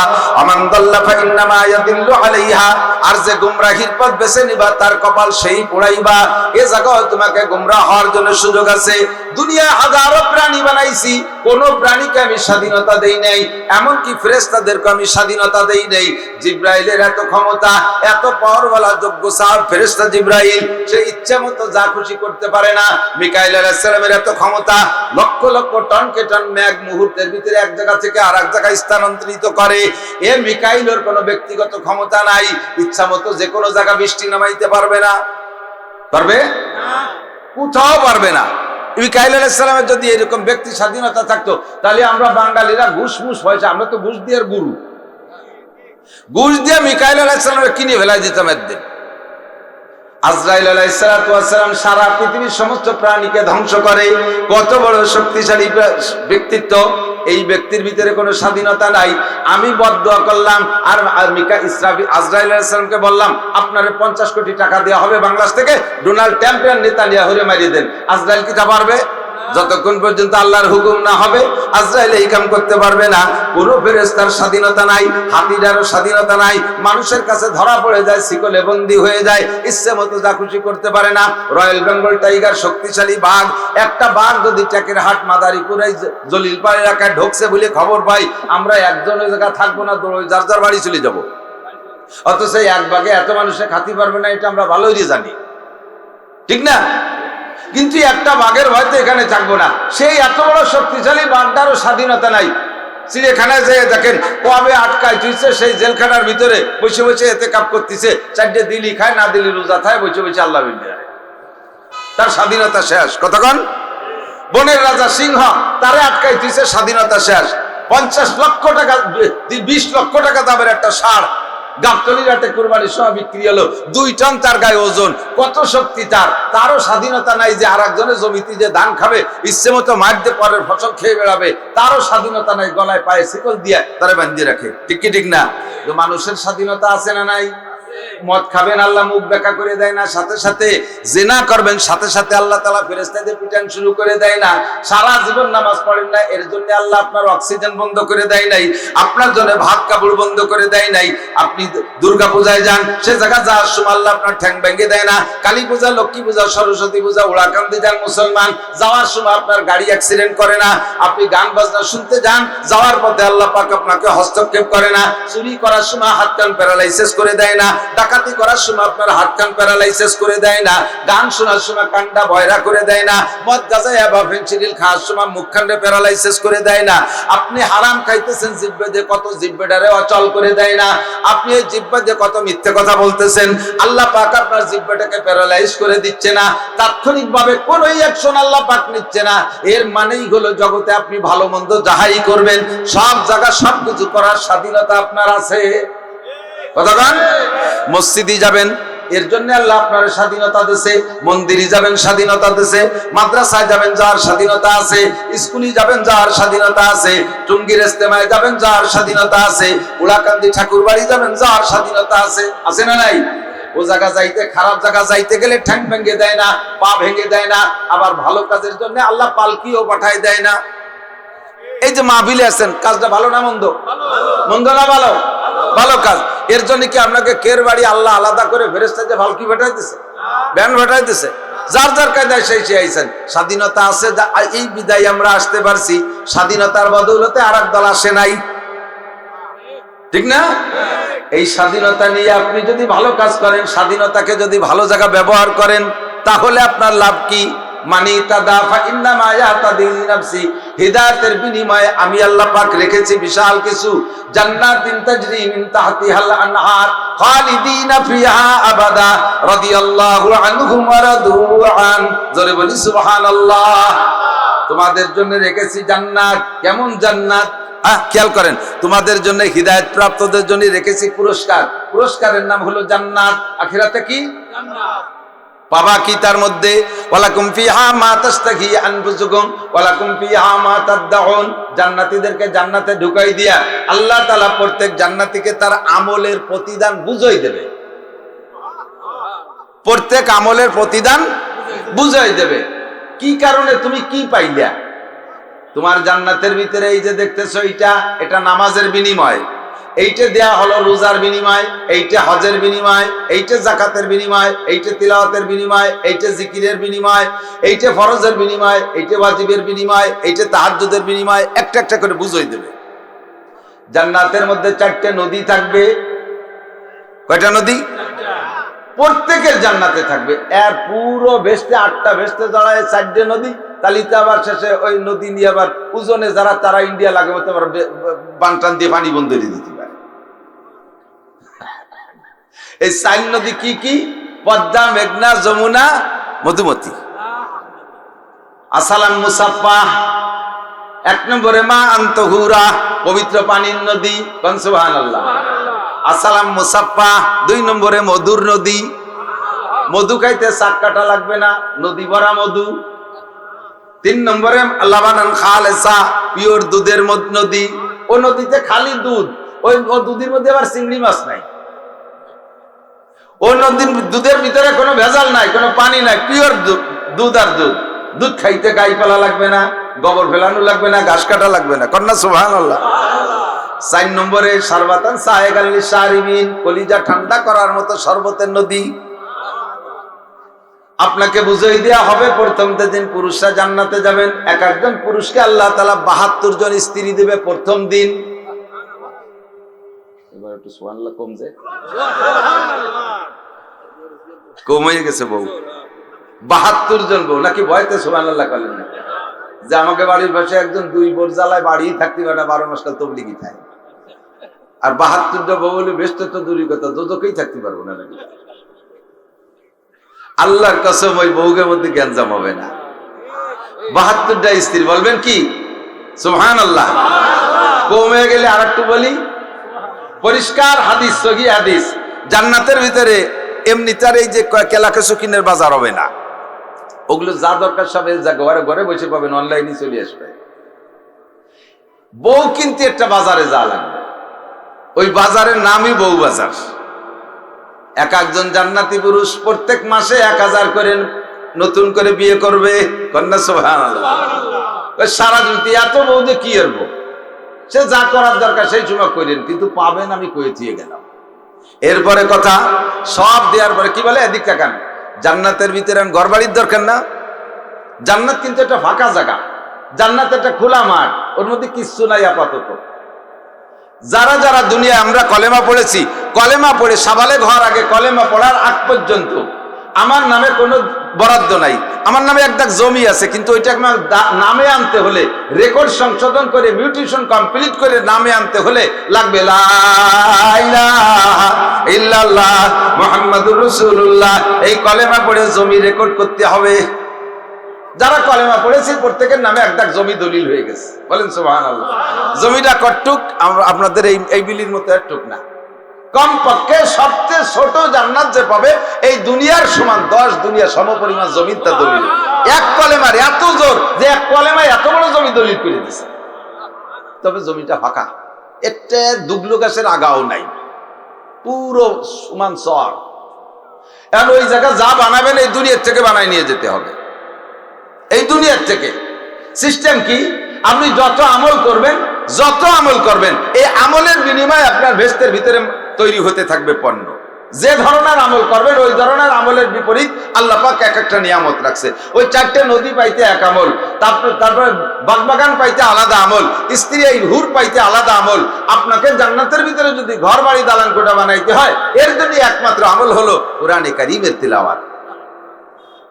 যারা শুধু সূরা ফাতিহা জানেন আর কোনো কিছু জানেন না, আলহামদুলিল্লাহ জানেন, জানেন তো সবাই আলহামদুলিল্লাহ জানেন, শুধু আলহামদুলিল্লাহ ছাড়া কিছু জানেন না, জীবনে যতবার আলহামদুলিল্লাহ পড়বেন অতটা 7 তালা দালান হবে। যতবার আলহামদুলিল্লাহ পড়বেন অতটা 7 তালা দালান হবে। আর এক বৈঠকে এক তালে এক তরতিবে যদি এক খতম কোরআন শরীফ জীবনে একবার পড়েন, আল্লাহর কসম দেখেও যদি পড়েন, হাফেজ হওয়া জরুরি না, দেখেও যদি এক খতম পড়েন, আপনার জন্য জান্নাতের ভিতরে কোরআন শরীফের আয়াত সংখ্যা পরিমাণ, আয়াতের সংখ্যার মধ্যে মতানৈক্য আছে। কেউ বলে 6666, কেউ বলে 6236, যেটাই হোক না কেন এই আয়াত সংখ্যা পরিমাণ বিল্ডিং আপনার জান্নাতের মধ্যে তৈরি হয়ে যাবে। কোনো ইট বালি সিমেন্ট এই জায়গাতে আলাদা পাঠানো লাগবে না। একদল ব্যঙ্গ কর্নেলা ঠাট্টা কর্নেলা আমাকে উপহাস করে, এনে বলছে কোরআন শরীফ পড়ে বেস্তের মধ্যে দালান হয়। তুমি মানে ইট বালি ফাটাইছো, কার গাড়ি কিনে, কোন বাটার ইট পাঠাইছো, সিমেন্ট কবে পাঠাইলে, ইঞ্জিনিয়ার কিনা, রাজমিস্ত্রি কিনা? আরে সূরা এই জায়গাতে পাঠানো লাগে না। বর্তমান দুনিয়ার সবকিছু আমাদের আখিরাতের জন্য উদাহরণ। তুমি আমেরিকায় থেকে কোটি টাকা পাঠাও, 10 বছর পর আইছে দেখো যে ঢাকার প্রাণ কেন্দ্রে তোমার 30 তালা দালান হয়ে গেল। তুমি ওই জায়গা থেকে টাকা পাঠালে যদি এই জায়গা দালান হতে পারে, আমি এই জায়গা থেকে কোরআন শরীফ পাঠাইলে জান্নাতের মধ্যে দালান হইতে পারে কি পারে না? ঠাট্টা হয়ে বাপের কবরের ভিতরে কুলুসুর বেড়ে নেকি পাঠাও, কবর দিয়ে গাদাইয়ে টাইট করে পাড়াইয়ে বন্ধুরে তুই একটু হুটু ভাটা দরজা রাখো না কোনো জায়গায় দিয়ে, এই কুলুসুর ঢোকে কোন জায়গায় দিয়ে? তারে কি কব, তুই যে তোর বাপ যে চট্টগ্রামে থেকে টাকা পাঠাইলে তোর মোবাইলের বিকাশে, এই মোবাইলের বিকাশের মধ্যে টাকা ঢোকে কি ঢোকে না? তা টাকা ঢোকলো কোন ফুটো দিয়ে তা তো দেখতে পারলি না। তোর মোবাইলের মধ্যে যেই ফুটো দিয়ে টাকা ঢোকে, আমার আব্বার কবরের মধ্যে তো সেই ভাগ দিয়ে কুলুসুর ঢোকে, দোয়া কালাম ঢোকে, ঠিক কি ঠিক না? জান্নাতীদেরকে জান্নাতের ভিতরে সব নিয়ামত বুঝে দেওয়ার পরে জান্নাতীদেরকে বলবে, ফাল ওয়াজাদতুম মা ওয়াদা রাব্বুকুম হাক্কা, তোমরা কি পেয়েছো? আমার মৌলানা নাসির, আমার মৌলানা রেজাও লিখে দিয়ে যে তোমাদের বেহেশতের প্রলোভন দিয়েছিলাম, যা যা বলা হয়েছিল, পাইছো সবাই? ফাল ওয়াজাদতুম, পাইছো? সবাই বলবেন আলহামদুলিল্লাহিল্লাযী কদ ওয়াজাদনা মা ওয়াদানা রাব্বুনা হাক্কা। সব প্রশংসা সেই আল্লাহর, যে আল্লাহ পাক আমাদের যাহা ওয়াদা করেছে হুবহু তা সম্পূর্ণ আমাদেরকে দিয়ে দিয়েছে, সব আমাদের বুঝাই দিয়েছে। কাজেই প্রশংসা কার? আল্লাহ। তবে জান্নাতীদের ভিতরে হালকা হালকা সংশয় বোধ হতে থাকবে, এত সুখ এ কি কপালে সবে কি সবে না আল্লাহ জানে। মানুষই কয় না, ছোট ছোট পোলাপান যদি বেশি চালু চঞ্চল হয়, ইয়া টেকবে না, এ যে চালু মনে হয় বাঁচবে না বেশি দিন, এরকমটা কয় না? হঠাৎ করে বেশি সুখ কপালে এসে গেলে কয় যে এ সুখ মনে হয় টেকবে না কপালে, এরকম একটা সন্দেহ। এটা বাংলাদেশেরই সিস্টেম। 5 বছর ক্ষমতায় থাকে সুখ, মোটা সুখ নিয়ে ঘরে, 5 বছর চলে যাওয়ার পরে সে সুখ কপালে তো দিয়ে সুখ। খেয়াল করেন হাদিসে এদিকে মান বানা মাসজিদান লিল্লাহ বানাল্লাহু লাহু বাইতান ফিল জান্নাহ। যারা আল্লাহর ঘর মসজিদ বানায়, আল্লাহ তাদের জন্য জান্নাতের মধ্যে বালাখানা বানায়। কথা কি আজকে বুঝতেছেন না? তালে তালে সুবহানাল্লাহ। তো দুনিয়ায় একটা মসজিদ বানালে একটা বালাখানা। আপনি বানাইছেন মসজিদ, বালাখানা তো আর বানাইয়া ওরিব ধরে দেবে না, আর একজনরে দেবে না, আপনার বালাখানা আপনার নামেই দলিল। খেয়াল করতেছেন? তাহলে দুনিয়ায় মসজিদ বানাইয়া বালাখানা বানাইলেন বেহেশতের ভিতরে। আপনি এখন বেহেশত হাসরের মাঠে যে বলবেন, আল্লাহ আমি ওই হিসাব নিকাশের দাঁত দাঁড়ি নিয়ে আমি মসজিদ বানাই দিয়েছি, ওই আমার সেই মসজিদের বিনিময়ে যে বালাখানাটা সেইটা কো, আমি তোমার কাছে অন্য কোনো চাচ্ছি টাচ্ছি না, আমার মসজিদের বিনিময়ের বালাখানাটা দেখাই দাও, আমার বালাখানায় আমি থাই। আল্লাহ কয়, ওই যে তোমার মসজিদের বিনিময়ে বালাখানা, যাও চলে যাও তোমার বালাখানা। যাইয়ে দেখো যে বালাখানায় তালা দিয়া, বালাখানা কি দিয়া? তালা দিয়া। কাল্লাই তালা দিয়া যে আটকানো, যে ঢুকবো কি রে? কয় যে ঢুকতির জন্য যে চাবি লাগে, ওই তালা খুলতে, সেই চাবির নাম দুনিয়ায় শোনো নাই, আসসালাতু মিফতাহুল জান্নাহ। মসজিদ বানাইয়া বালাখানা একটা দলিল করছো, কিন্তু নামাজ পড়ি তো চাবি বানাও নাই। আপনি বাড়ির থেকে আইছেন ওয়াজ শুনতে, বাবিরও নিয়ে আসছেন, বাবি ওই পাশে বসা ছেলেবেলে বাড়ি নাই, দুইজনই থাকেন বাড়ি। এখন আপনার পকেটে চাবি রয়েছে, সেই চাবি আসার পথে বা যার যে কোনো সময় হারাই গেছে, দুইজন রাত্রি বাড়ি যাবেন, যাইয়ে ঢুকবেন কি রে, বাড়ি তো আপনার, চাবি লাগবে না? দুনিয়ার তালা না কুরল যে বলে ভেঙে বেলায় দিলেন, জান্নাতের তালা তো আর আপনার কুরলির বাড়িতে ভাঙলেন, তো কুরলই তো নাই। কথা কোন? তাহলে ওই তালা খুলতে কি লাগবে? চাবি লাগবে। তালা খুলতে কি লাগবে? চাবি লাগবে। আর ওই চাবির নাম কি? জোর হলো না? চাবির নাম কি? জান্নাতি তালার চাবির নাম নামাজ। লিকুল্লি মিফতাহিন আসনান। এবার সব চাবিতে দাঁত আছে। সব চাবিতে কি আছে? দাঁত ছাড়া সোজা চাবি হয় না। এই আমার কাছে মেলা ডুন আছে, চাবি আছে, দাঁত ছাড়া কোনো চাবি নাই। তো লিকুল্লি মিফতাহিন আসনান, সব চাবিতে দাঁত আছে, আর সব দাঁতও সমান না। সব দাঁত কি সমান? ছোট বড় আছে না? নামাজও যদি জান্নাতের চাবি হয়, তারও দাঁত আছে, তারও দাঁত কটা সমান না। 13টা বড় দাঁত, 13টা এর নাম হলো আহকাম 13 ফরজ। এই 13টা কি? বড় দাঁত। 14টা মাইজিয়ে দাঁত, 2 নম্বর সেকেন্ড। 14টা ওয়াজিব, 14টা ওয়াজিব। আর 28টে ছোট দাঁত, তার নাম সুন্নতে মুআক্কাদা। দাঁড়ানোর মধ্যে 7টা, রুকুতে 7টা, সিজদায় 7টা, বসার মধ্যে 7টা, 4 7 28। এই 3 প্রকার দাঁত কি আপনার চাবিতে ঠিক আছে? যদি 3 প্রকার দাঁত আপনার চাবিতে না থাকে, ইচ্ছে মতো নামাজ পড়ছেন, ওই 13 ফরজের 13 দাঁতের 2টি মাইর খেয়ে গেছে, খুলবে? আবার চাবি বানাইছেন, দাঁতও 3 প্রকারের ঠিক আছে, খেয়াল করেন, দাঁতও 3 প্রকারের আছে, কিন্তু ডালার সময় এই জায়গায় 1 ফুট বেশি, এই জায়গায় 1 ফুট বেশি, এই কোনায় একটু বাড়িয়ে গেছে, তাহলে কি ঢুকবে? ওই যে একটু ফুট ফুট পড়ছে বেশি, ওর কারণে বাইরে যাবে না? এইরকম নামাজের চাবিতে 19টে ফুট আছে। নামাজ ভাঙ্গার কারণ 19টে, নামাজ ভাঙ্গার কারণ এই 19টে ফুটার 2-4টে ফুটাও যদি আপনার চাবির গায়ে লেগে থাকে, ওই চাবিতে জান্নাতের তালা খুলবে না। বালাখানা বানাইছেন মসজিদ বানাইয়া, মসজিদের বিনিময়ে বালাখানা, তবে এই বালাখানায় ঢুকতে যে তালা খোলা লাগবে, সেই তালার নাম, সেই চাবির নাম হলো নামাজ। আসসালাতু মিফতাহুল জান্নাহ। কাজেই আপনার এই নামাজকে দাঁত বিশিষ্ট, পরিষ্কার পরিচ্ছন্ন, ওই 19টে ফুটা যেন না পড়ে, 3 প্রকারের দাঁত যেন ছোট বড় এলোমেলো না হয়ে যায়। যার যার স্থানে 13টা বড় দাঁত, মাঝে দাঁত 14টা, ছোট দাঁত 7টা, 28টে, এই 3 প্রকারের দাঁত দিয়ে আপনি নামাজ বানাইয়া তারপরে যাইয়েন এদখুল জান্নাতা বিগাইরি হিসাব, বিনা হিসাবে আপনি জান্নাতে চলে যাবেন। বিশ্বাস হয়? কথা বুঝে আসছে? আল্লাহ আজকে থেকে পাক্কা প্রতিজ্ঞা, নামাজ পড়লে ভালো লাগে না মন্দ লাগে? যারা নিয়মিত পড়েন তারা এক ধরনের জব দেন, আর যারা পড়েন না তারাও আর এক ধরনের জব দেন। যারা নিয়মিত পড়েন তারা যদি কারণবশত অ্যাক্সিডেন্টলি কোন এক ওয়াক্ত নামাজ পড়তে না পারেন, বলেন তো কেমন লাগে? ভয় লাগে কি লাগে না?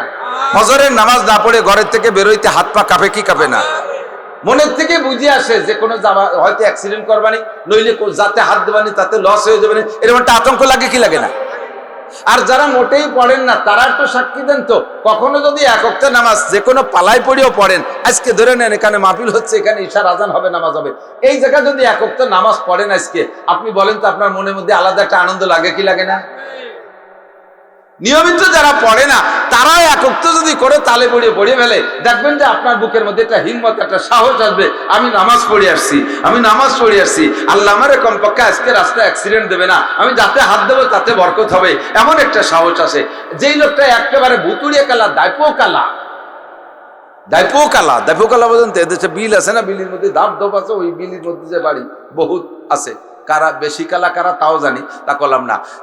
দাইপো কালা, জন্মের কালা, এও যদি লাগাতার 40 দিন নামাজ পড়ে, দেখবেন ওর কালোর ভিতরে আলাদা একটা নুরানি ফোকাস বেশি উঠছে, ঠিক না? নামাজি মানুষ যদি টুপি পরে গাড়ির ড্রাইভার হয়, আপনি সেই গাড়িতে যদি উঠতে যান, দেখবেন মনের মধ্যে একটা সাহস লাগবে, লোকটার মাথায় টুপি আছে, আলাং ফালাং চালাবে না, রাব চালাবে না, লোকটা দোয়া কালাম পড়ছে, ও নিশ্চয়ই নামাজি মানুষ, তার গাড়িতে একটা নিরাপদ মনে হয় কি হয় না? আর যেই গাড়িতে উঠেই দেখবেন যে ড্রাইভার সিগারেট ফুঁকছে, পুরো গাড়িতে সিগারেটের গন্ধে ধুমু হয়ে গেছে, উঠার সময় ভয় লাগে যে আল্লাহ কোন জায়গা যেন নিয়ে ডেলি দেয়, ঠিক না? নামাজি আর বেনামাজির পার্থক্য সব জায়গা বোঝা যায় কি যায় না? যেই যুবকটা স্কুল কলেজ যায়, যুবকরা তোমরা বলো, তোমাদের মধ্যে যেই যুবক স্কুল কলেজে পড়ো, তোমরা যে কজন নামাজ পড়ো, বাকি বেনামাজিদের চাইতে অন্যান্য সবাই তোমাদেরকে ভালো জানে কিনা? কথা বলো, একটু আলাদা নজরে দেখে কিনা? স্যাররাও তোমাদেরকে ভালো জানে, সমাজের মানুষও তোমারে ভালো জানে। যেহেতু সমাজও ভালো জানে, কাজে আল্লাহ তোমাকে ভালো জানবে। তুমি যে কোনো জায়গায় ইন্টারভিউ দিবা, অন্য ভালো মেধাবীদের চাইতে তুমি কৃতকার্য হবা। তুমি যে জায়গায় হাত দেবা সেই জায়গায় বরকত পাবা। এটাই হলো আল্লাহ রসুলের ওয়াদা। 1 নম্বরে ইরফানহু যিকুল আইশ, নামাজি ব্যক্তিকে আল্লাহ তাআলা দুনিয়ায় অভাব দেয় না। অভাব দেয় না মানে আবার বুঝেন না যে রিকশা চালানোওয়ালারে আল্লাহ বিমানের পাইলট বানাই দেয়। দিলি সে দিতে পারে, এটা তার ক্ষমতা আছে। কিষেন কামলারে দরিয়াটলা ইন্ডাস্ট্রিজের মালিক, একটা অটো রাইস মিলের মালিক বানাই দেবে, ভাবেন না। রিজিকের অভাব না হওয়ার কি মানে? ভাইজান ইন্ডাস্ট্রিজের মালিক, অটো রাইস মিলের মালিক, উনার দৈনন্দিন 1 লক্ষ টাকা ইনকাম আছে। উনি নামাজ পড়বে নিয়মিত, উনার এই 1 লক্ষ টাকা থেকে কমবে না। আমি রিক্সা চালাই, ডেলি 1000 টাকা পাই, আমি নিয়মিত নামাজি, আমার এই 1000 টাকা থেকে কমবে না। আল্লাহ তাআলা আমার ওই 1000 টাকার দরজা খোলা রাখবে। একজন 5000 টাকা কামাই করে নামাজি, ও নামাজের কারণে ওর 5000 টাকা ইনকামের দরজা খুলবে না। এর মানে হলো রিজিকের বরকত, রিজিকের অভাব হবে না। 5000 টাকা আল্লাহ ধরিয়ে রাতারাত 5 কোটি টাকার মালিক হইতে চাবেন, এই আশাও আপনার করা ঠিক না। আল্লাহ তাআলা আমাকে যে হালাতে রাখছে রুজিতে, সেই হালাতের উপরে বরকরার রাখুক। এর চেয়ে আল্লাহ নামায় না দেয়, বলেন আমিন। এর চেয়ে নামায় না দেয়, তাহলে বেঈমান হয়ে যাওয়ার ভয় থাকে, ঠিক কি না? তাহলে এই 5টা পুরস্কার পাইতে হলে লাগবে কি? নামাজ। কি লাগবে? পড়বো তো। যুবকরা খেলাধুলা করো, করো, বিকেল বেলা খেলাধুলা করো। তুমি ফরজ তরক করো না, বিনোদন দরকার আছে, শরীর চর্চার দরকার আছে, খেলাধুলা করো। আজানের রক্ত হলে খেলাটা বন্ধ করে মসজিদে যাও, জুবানে নামাজটা পড়ে নাও। তুমি যে কোনো সময় রক্ত হবে নামাজ পড়তে পারবা। এর জন্য তোমার শরীরটা আর কাপড়টা পাক লাগবে। নামাজের 13 ফরজ। কয় ফরজ? ওই বড় দাগ কয়টা? 1 নম্বরে শরীর পাক, বলেন 1 নম্বরে।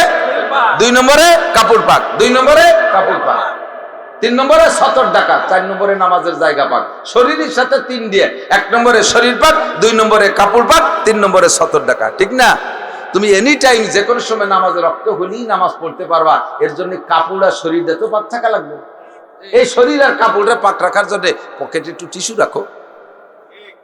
উইদাউট টিস্যু তুমি পেশাব করে শুধু পানি দিয়ে ধুয়ে গেলে বেশিরভাগ মানুষেরই শরীর নাপাক হওয়ার সম্ভাবনা। পেশাবের পরে ধুয়ে হাঁটা দিয়েছেন, 2-1 ফোঁটা টপকাইতে পারে, এই জন্য টিস্যু ব্যবহার করেন। কয় যে টিস্যু পকেটে রাখলে কিরম কিরম টিস্যু পকেটের মধ্যে রাখলে কিরম কিরম এত একটা মোবাইল ঠেলি রাখো কি এর মধ্যে? তোমার মোবাইল পকেটের ভিতরে এত একটা মোবাইলে জায়গা পায়, তার সাথে এরকম একটা ব্যানসন সিগারেটের প্যাকেটে জায়গা পায়, তা হাতি আবার গ্যাস লাইট লাগে তাতে জায়গা পায়, একখান মেসাকার একটু টিস্যু জায়গা পায় না? আর এটা সাথে রাখলে তুমি পেশাবে ব্যবহার করতে পারলে শরীরটা পাক থাকলো, কাপড়টা পাক থাকলো। খেলাধুলার মাঝখানে আজান হয়ে দোস্ত থাম, আর খেলা হবে না, আগে নামাজ পড়ি আসি। তোমার ওই খেলার মধ্যে আলাদা একটা বরকত পাবা, ওর মধ্যে একটা বরকত পাবা। আল্লাহ তাআলা আমাদের তৌফিক দান করুক, বলেন আমিন। আল্লাহ পাক বলেন মান আমিলা সালিহান, এগুলো সব নেক আমল। এগুলো কি? নেক আমল। মান আমিলা সালিহাম মিন যাকারিন আও উনসা, নারী আর পুরুষ যদি নেক আমল করে, মিন যাকার মানে পুরুষ, উনসা মানে মহিলা। মান আমিলা সালিহান মিন যাকারিন আও উনসা, নারী আর পুরুষ যদি নেক আমল করে, ওহুয়া মুমিন, শর্ত হলো ঈমান। শর্ত কি? একটু বুঝেন। নেক আমল শুধু নামাজ রোজা হজ যাকাত না, মানুষের সেবা খেদমত নেক আমল, মাপের সঠিক দেওয়া নেক আমল, মাপে বেশি না আনা নেক আমল, মিথ্যে কথা না বলা নেক আমল, মানুষের হক সঠিকভাবে আদায় করা নেক আমল, ওয়াদা ঠিক রাখা নেক আমল, পরের হক নষ্ট না করা নেক আমল, পরের জমি আইঠাইলে জমি না বাড়ানো নেক আমল। এই নেক আমল গুলো শুধু মুসলমানরাই করে তা না, অমুসলমানরাও করে কিনা? বহুত হিন্দু আছে, কথায় কাজে মিল আছে না নাই? টাকা নিয়ে যে তারিখে ওয়াদা করছে সেই তারিখ মতো দেয় কি দেয় না? বহু হিন্দু ভাই আছে, তারা পাশের জমি ঠেলিয়ে খায় না, আছে না নাই? এটা অবশ্যই তার নেক আমল। বহুত হিন্দু ভাই আছে, মুসলমানদের অভাব দেখলে তাদেরকে কিছু দান দেন করে, গরিবদের ভিতরে দান করে, এটা নেক আমল। এই নেক আমল গুলো কাজে লাগার জন্য নেক আমলের ফলাফল 2 দিক আসে, খেয়াল করেন, 2 দিক। মুসলমানের নেক আমলের প্রতিদান ফলাফল আল্লাহ দুনিয়াও দেয়, আখিরাতেও দেয়। বুঝতে পারিনি? প্রত্যেক নেক আমলের প্রতিদান আল্লাহ তাআলা দুনিয়াও দেয়, আখিরাতে দেয়। এর জন্য শর্ত হলো ওহুয়া মুমিন, সে ঈমানদার হতে হবে। আর অমুসলমানরা যদি নেক আমল করে, আল্লাহ তাআলা কাহারও নেকামলকে বৃথা যেতে দেয় না। অমুসলমানদের নেকামলের প্রতিদানও আল্লাহ পাক দেন, তবে সেটা ঈমান না থাকার কারণে তাদেরটা দুনিয়ায় দিয়ে দেয়, আখিরাতে তারা শূন্য। এই আয়াতে বলে মান আমিলা সালিহাম মিন যাকারিন আও উনসা ওয়া হুয়া মুমিন। আমার প্রতিবেশী হিন্দু ভাইরা আছেন, চলে যেতেই হবে। কতজন আপনাদের আগে চলে গেছে, আমাদের আগে চলে গেছে, আমরাও চলে যাব। যথেষ্ট ভালো কাজ আপনারা করেন, এর সাথে যদি একটু বিশ্বাস করে লা ইলাহা ইল্লাল্লাহ মুহাম্মাদুর রাসূলুল্লাহ, আল্লাহ ছাড়া কোনো মাবুদ নাই, আর আমার সংবিধানদাতা আখেরি নবী মুহাম্মাদুর রাসূলুল্লাহ, কথাটা অন্তরে বিশ্বাস রাইখা জবানে যদি কলেমা পড়া, এরপরে যে নেকামল করবেন এর প্রতিদান আপনি আখিরাতেও পাবেন, দুনিয়ায়ও আপনি পাবেন। আল্লাহ কয় ওয়া হুয়া মুমিন, ঈমানের সাথে যদি নারী আর পুরুষ নেকামল করে, ঈমানের সাথে আল্লাহ কয় ফালা নুহিয়ান্নাহু হায়াতান তাইয়্যিবা, তারে আমি দুনিয়ার জিন্দেগিতে সুখময়, খেয়াল করেন না, দুনিয়ার জিন্দেগিতে সুখের জীবন যাপন ব্যবস্থা দান করব, সুখময় জীবন তারে দেব ঈমানের সাথে নেকামল করলে। বলতে গেলে বহু সময় লেগে যাবে, ঈমানের সাথে নেকামলের ব্যাখ্যা বহুত। ঈমান তো আমরা আনছি, আল্লাহর প্রতি বিশ্বাস আছে না, নবীর প্রতি বিশ্বাস আছে না, আখিরাত ঠিক আছে কিনা, হাসর নাসর হবে, আসমানি কিতাব সত্য, কুরআন শরীফ সত্য, এগুলো বিশ্বাস আছে তো, বাস আপনি মোমেন। এখন আপনি নেকামল গুলো যদি খুঁটিয়ে খুঁটিয়ে করেন, তাহলে আপনার বস্তা ভরলো, আর এর বিনিময়ে আপনি দুনিয়ায় শান্তিতে থাকবেন। আমাদের দেশের নেতাগোতা যারা আছে বিপদগামী, এখন তারা যথেষ্ট ভালো কাজ করছে, এই ভালো কাজের সাথে কতগুলো আকাম যদি না করতো, তাহলে দুনিয়ার জিন্দেগিতে কত সুখে শান্তিতে থাকতে পারতো। গুটি খানিক আকাম করে এখন দাবড়ের পর আমরা ঠেয়াবো কি দিয়ে, আমরা কোন দিদি সুখের জিন্দেগি কতদিন ছিল, নেকামল সঠিকভাবে না থাকার কারণে সেই সুখের জীবন স্থায়ী হয় নাই, সুখের জীবন স্থায়ী হয় নাই, 10-15 বছরের ভিতরে সব ফেলাই চলে যাওয়া লাগছে। আর যদি ঈমানের সাথে নেকামল যা সঠিকভাবে হতো, মানুষের হক সঠিকভাবে আদায় করতো, আল্লাহর প্রতি পূর্ণ বিশ্বাস আর আস্থা রেখে নামাজ কালামটা ঠিক মতো পড়তো। মন্ত্রীরা যদি আমরা হুজুররা বলতাম রমজান মাসে, স্যার কোনো মন্ত্রীর মসজিদ, স্যার আমরা তো এবার রমজান মাসে এতেকাবে বসতে লোক পাচ্ছি না, এবার আপনি বসেন। ইমাম সাহেব যদি মন্ত্রী রে কয় স্যার এবার এতেকাবে আপনি বসেন, কেউ পাচ্ছি না, মন্ত্রী কি কবে, ননসেন্স মৌলবী, বুদ্ধি বিবেক কিচ্ছু নেই। আমি যদি এতেকাবে বসি, তাহলে এবার উম্মতের কি হবে? আমার একটা মন্ত্রণালয়ের দায়িত্ব, এই 18 কোটি মানুষকে নিয়ে আমার একটা মন্ত্রণালয়, আমি এতেকাবে বসলে আমার উম্মতের কি দশা হবে? বোকা মৌলবী, জায়গায় বসে টের পাও না, 3 তলা টিফিনকারী বাড়ি ভাটাই দাও, আমরা গাদায় ভরিয়ে দিই, জায়গায় বসে খাওয়ার নেজ নাড়াও, উমন পাও না, ধমক দেবে। আল্লাহ কয় এই মসজিদের এতেকাবে বসার জন্য প্রথম হকদার তুমি মন্ত্রী, তুমি মসজিদের বড় না, তুমি বসবা না, মৌলবীরে ধমক দিয়ে তুমি সরাই দিছো, আমি আল্লাহ তাআলা তোমার রমজানের আগেই এতেকাবে বসাই দিতে পারি, তাও মসজিদ ছাড়া, জেলখানার মধ্যে। কথা কন, জেলখানার মধ্যে বসাই দিতে পারে কি পারে না? যদি টাইম মতো মসজিদই বসতো, তাহলে ওয়াসমা জেলখানায় বসা লাগতো না। আপনাকে বিশ্বাস হয়? সত্য না মিথ্যা? টাইম মতো যদি মসজিদে বসতা, তাহলে ওয়াসমা জেলখানায় ইতিকাফ করা লাগতো না। হায়াতান তাইয়্যিবা শেষ, দুনিয়ার সুখ শেষ, কে যে কোথায় কোন হালাতে আছে, 24 ঘন্টা জিহ্বা শুকনো থাকে, ডায়াবেটিস বাড়ি 28 হয়ে যাচ্ছে আতঙ্কের ঠেলায়, কোন জায়গাতে ধরে বসে, কোথায় ধরে বসে, কেন, কি জন্য, আর কি কোন তো ঈমানের সাথে নেকামল সঠিকভাবে করে নাই, বদামল যা আছে সব করছে। আল্লাহ পাক দুনিয়ার থেকে শান্তি সব কেড়ে নিয়েছে, দুনিয়ার শান্তি শেষ। আর আখেরাতে যা হবে সেদিন দেখতে পারবে, এক জায়গা তোর ওই জায়গা আগে পরে যেটা জানে মরছে সব গুছায় আবার একদিন এক জায়গা জমা হয়ে যাবে, ওই দিন দেখা যাবে যে কিডা কটুক সুখ ওই পাশে পায়। আল্লাহ কয় আমান আরাজান যিকরি ফাইন্না লাহু মাইশাতান দানকা ওয়া নাহশুরুহু ইয়াউমাল কিয়ামাতি আমা। এই কয় সূরারে কিয়ামতে অন্ধ বানায় দেব। ওরা কত দেখবে না, মুখস্থ 8টি তালে থাকবে, এক একজনের সাথে গাই লাগবে আর কিল ঘুষি শুধু হৃদয় ফেরেশতারা, এই আমার গায়ে গাই দিলি কে, আমার গায়ে ধাক্কা লাগালি কা, ফেরেশতাকে কেন্ডুর গুতে সিতে পড়ি যাবা, দুদু ও মাঠে আর কোনো শান্তি নাই, অন্ধ হবা। আমি কই না, আল্লাহ কয় ফালান কি কয় ওয়া নাহশুরুহু ইয়াউমাল কিয়ামাতি আমা। ওরা আবার বলবে রব্বি লিমা হাশারতানি আমা ওয়া কাদ কুনতু বাসীরা। দুনিয়ায় তো আল্লাহ চোখ ছিল, দেখতাম কত টাকা চোখ দিয়ে দে গুনি গুনি দেশে তেনে আরেক দেশে তুইছি, এখন আমি অন্ধ হয়ে গেলাম, কি রে? আল্লাহ পাক বলবেন কাযালিকা আতাতকা আয়াতুনা ফানাসিতাহা। শোনা, আমার মৌলবীরা তোমাকে সামনে কোরআন শরীফ এভাবে খুলে খুলে দলিল দিয়ে দিয়ে বুঝাইতো, সে সময় চোখ বন্ধ হয়ে কানের মধ্যে আঙ্গুল ডুবাই দিয়ে বসে থাকতে, শুনতে না দেখতে না। কাযালিকাল ইয়াউমা তুনসা, ওদিন যেমন শুনতে না, ওদিন যেমন দেখতে না, আজও তোমার দেখতে দেওয়া হবে না, আজও তোমার চিল্লে পাল্লা শোনা হবে না। তুমি পড়ে থাকো, ইকসাউ ফিহা ওয়ালা তুকাল্লিমুন, আমার সাথে কোনো কথাই হবে না, পড়ে থাকের মধ্যে। বিশ্বাস হয়? কথা কোন হয়? তাহলে যারা ভুল করছে তাদের খেসারত তারা দিচ্ছে, আমরা প্রতিজ্ঞা করি ভুল আমরা করব না। রাজি আছেন তো?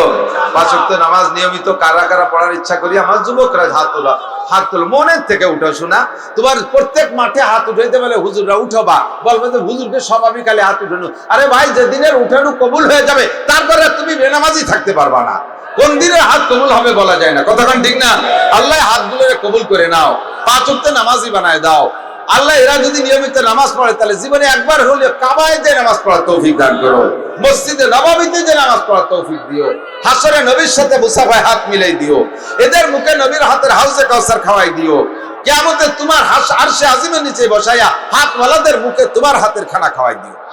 মাশাআল্লাহ, হাত নামান। এ শখ হয়, লোভ হয় যে যে দোয়াগুলো করছে এগুলোকে নিতে চান, তাহলে প্রতিজ্ঞায় মজবুত থাকা যাবে না।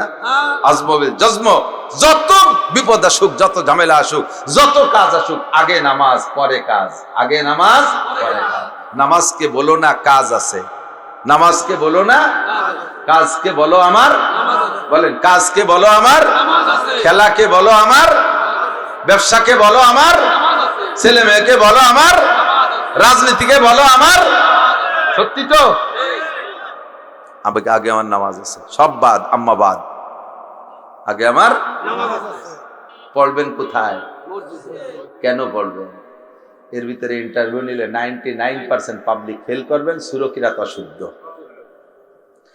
আর নামাজ ভাঙ্গার ওই কইছিলাম না যে সাবিতে 19টে ফুটা, তার 1 নম্বর ফুটার নাম হলো নামাজে কিরাত অশুদ্ধ পড়া।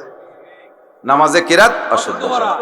আপনি অশুদ্ধ কিরাত দিয়ে নামাজ পড়লেও যা, না পড়লেও তাই। অশুদ্ধ কিরাত দিয়ে নামাজ পড়লেও যা, হুবহু না পড়লেও তাই। 230 কোটি 40 লক্ষ বছর জাহান্নাম। তাহলে বাঁচার উপায় কি? একমাত্র বাঁচার উপায় হলো, আমরা হানাফি মাযহাবের মুসল্লি, আমাদের মাযহাবের মাসালা হলো ইমামের পিছনে নামাজ পড়লে কিরাত পড়া লাগে না। তাহলে এই যে বেঁচে গেলাম না, যে কিরাতের ভুলের কারণে যে মহাবিপদ ছিল ওইটাতে বেঁচে গেলাম।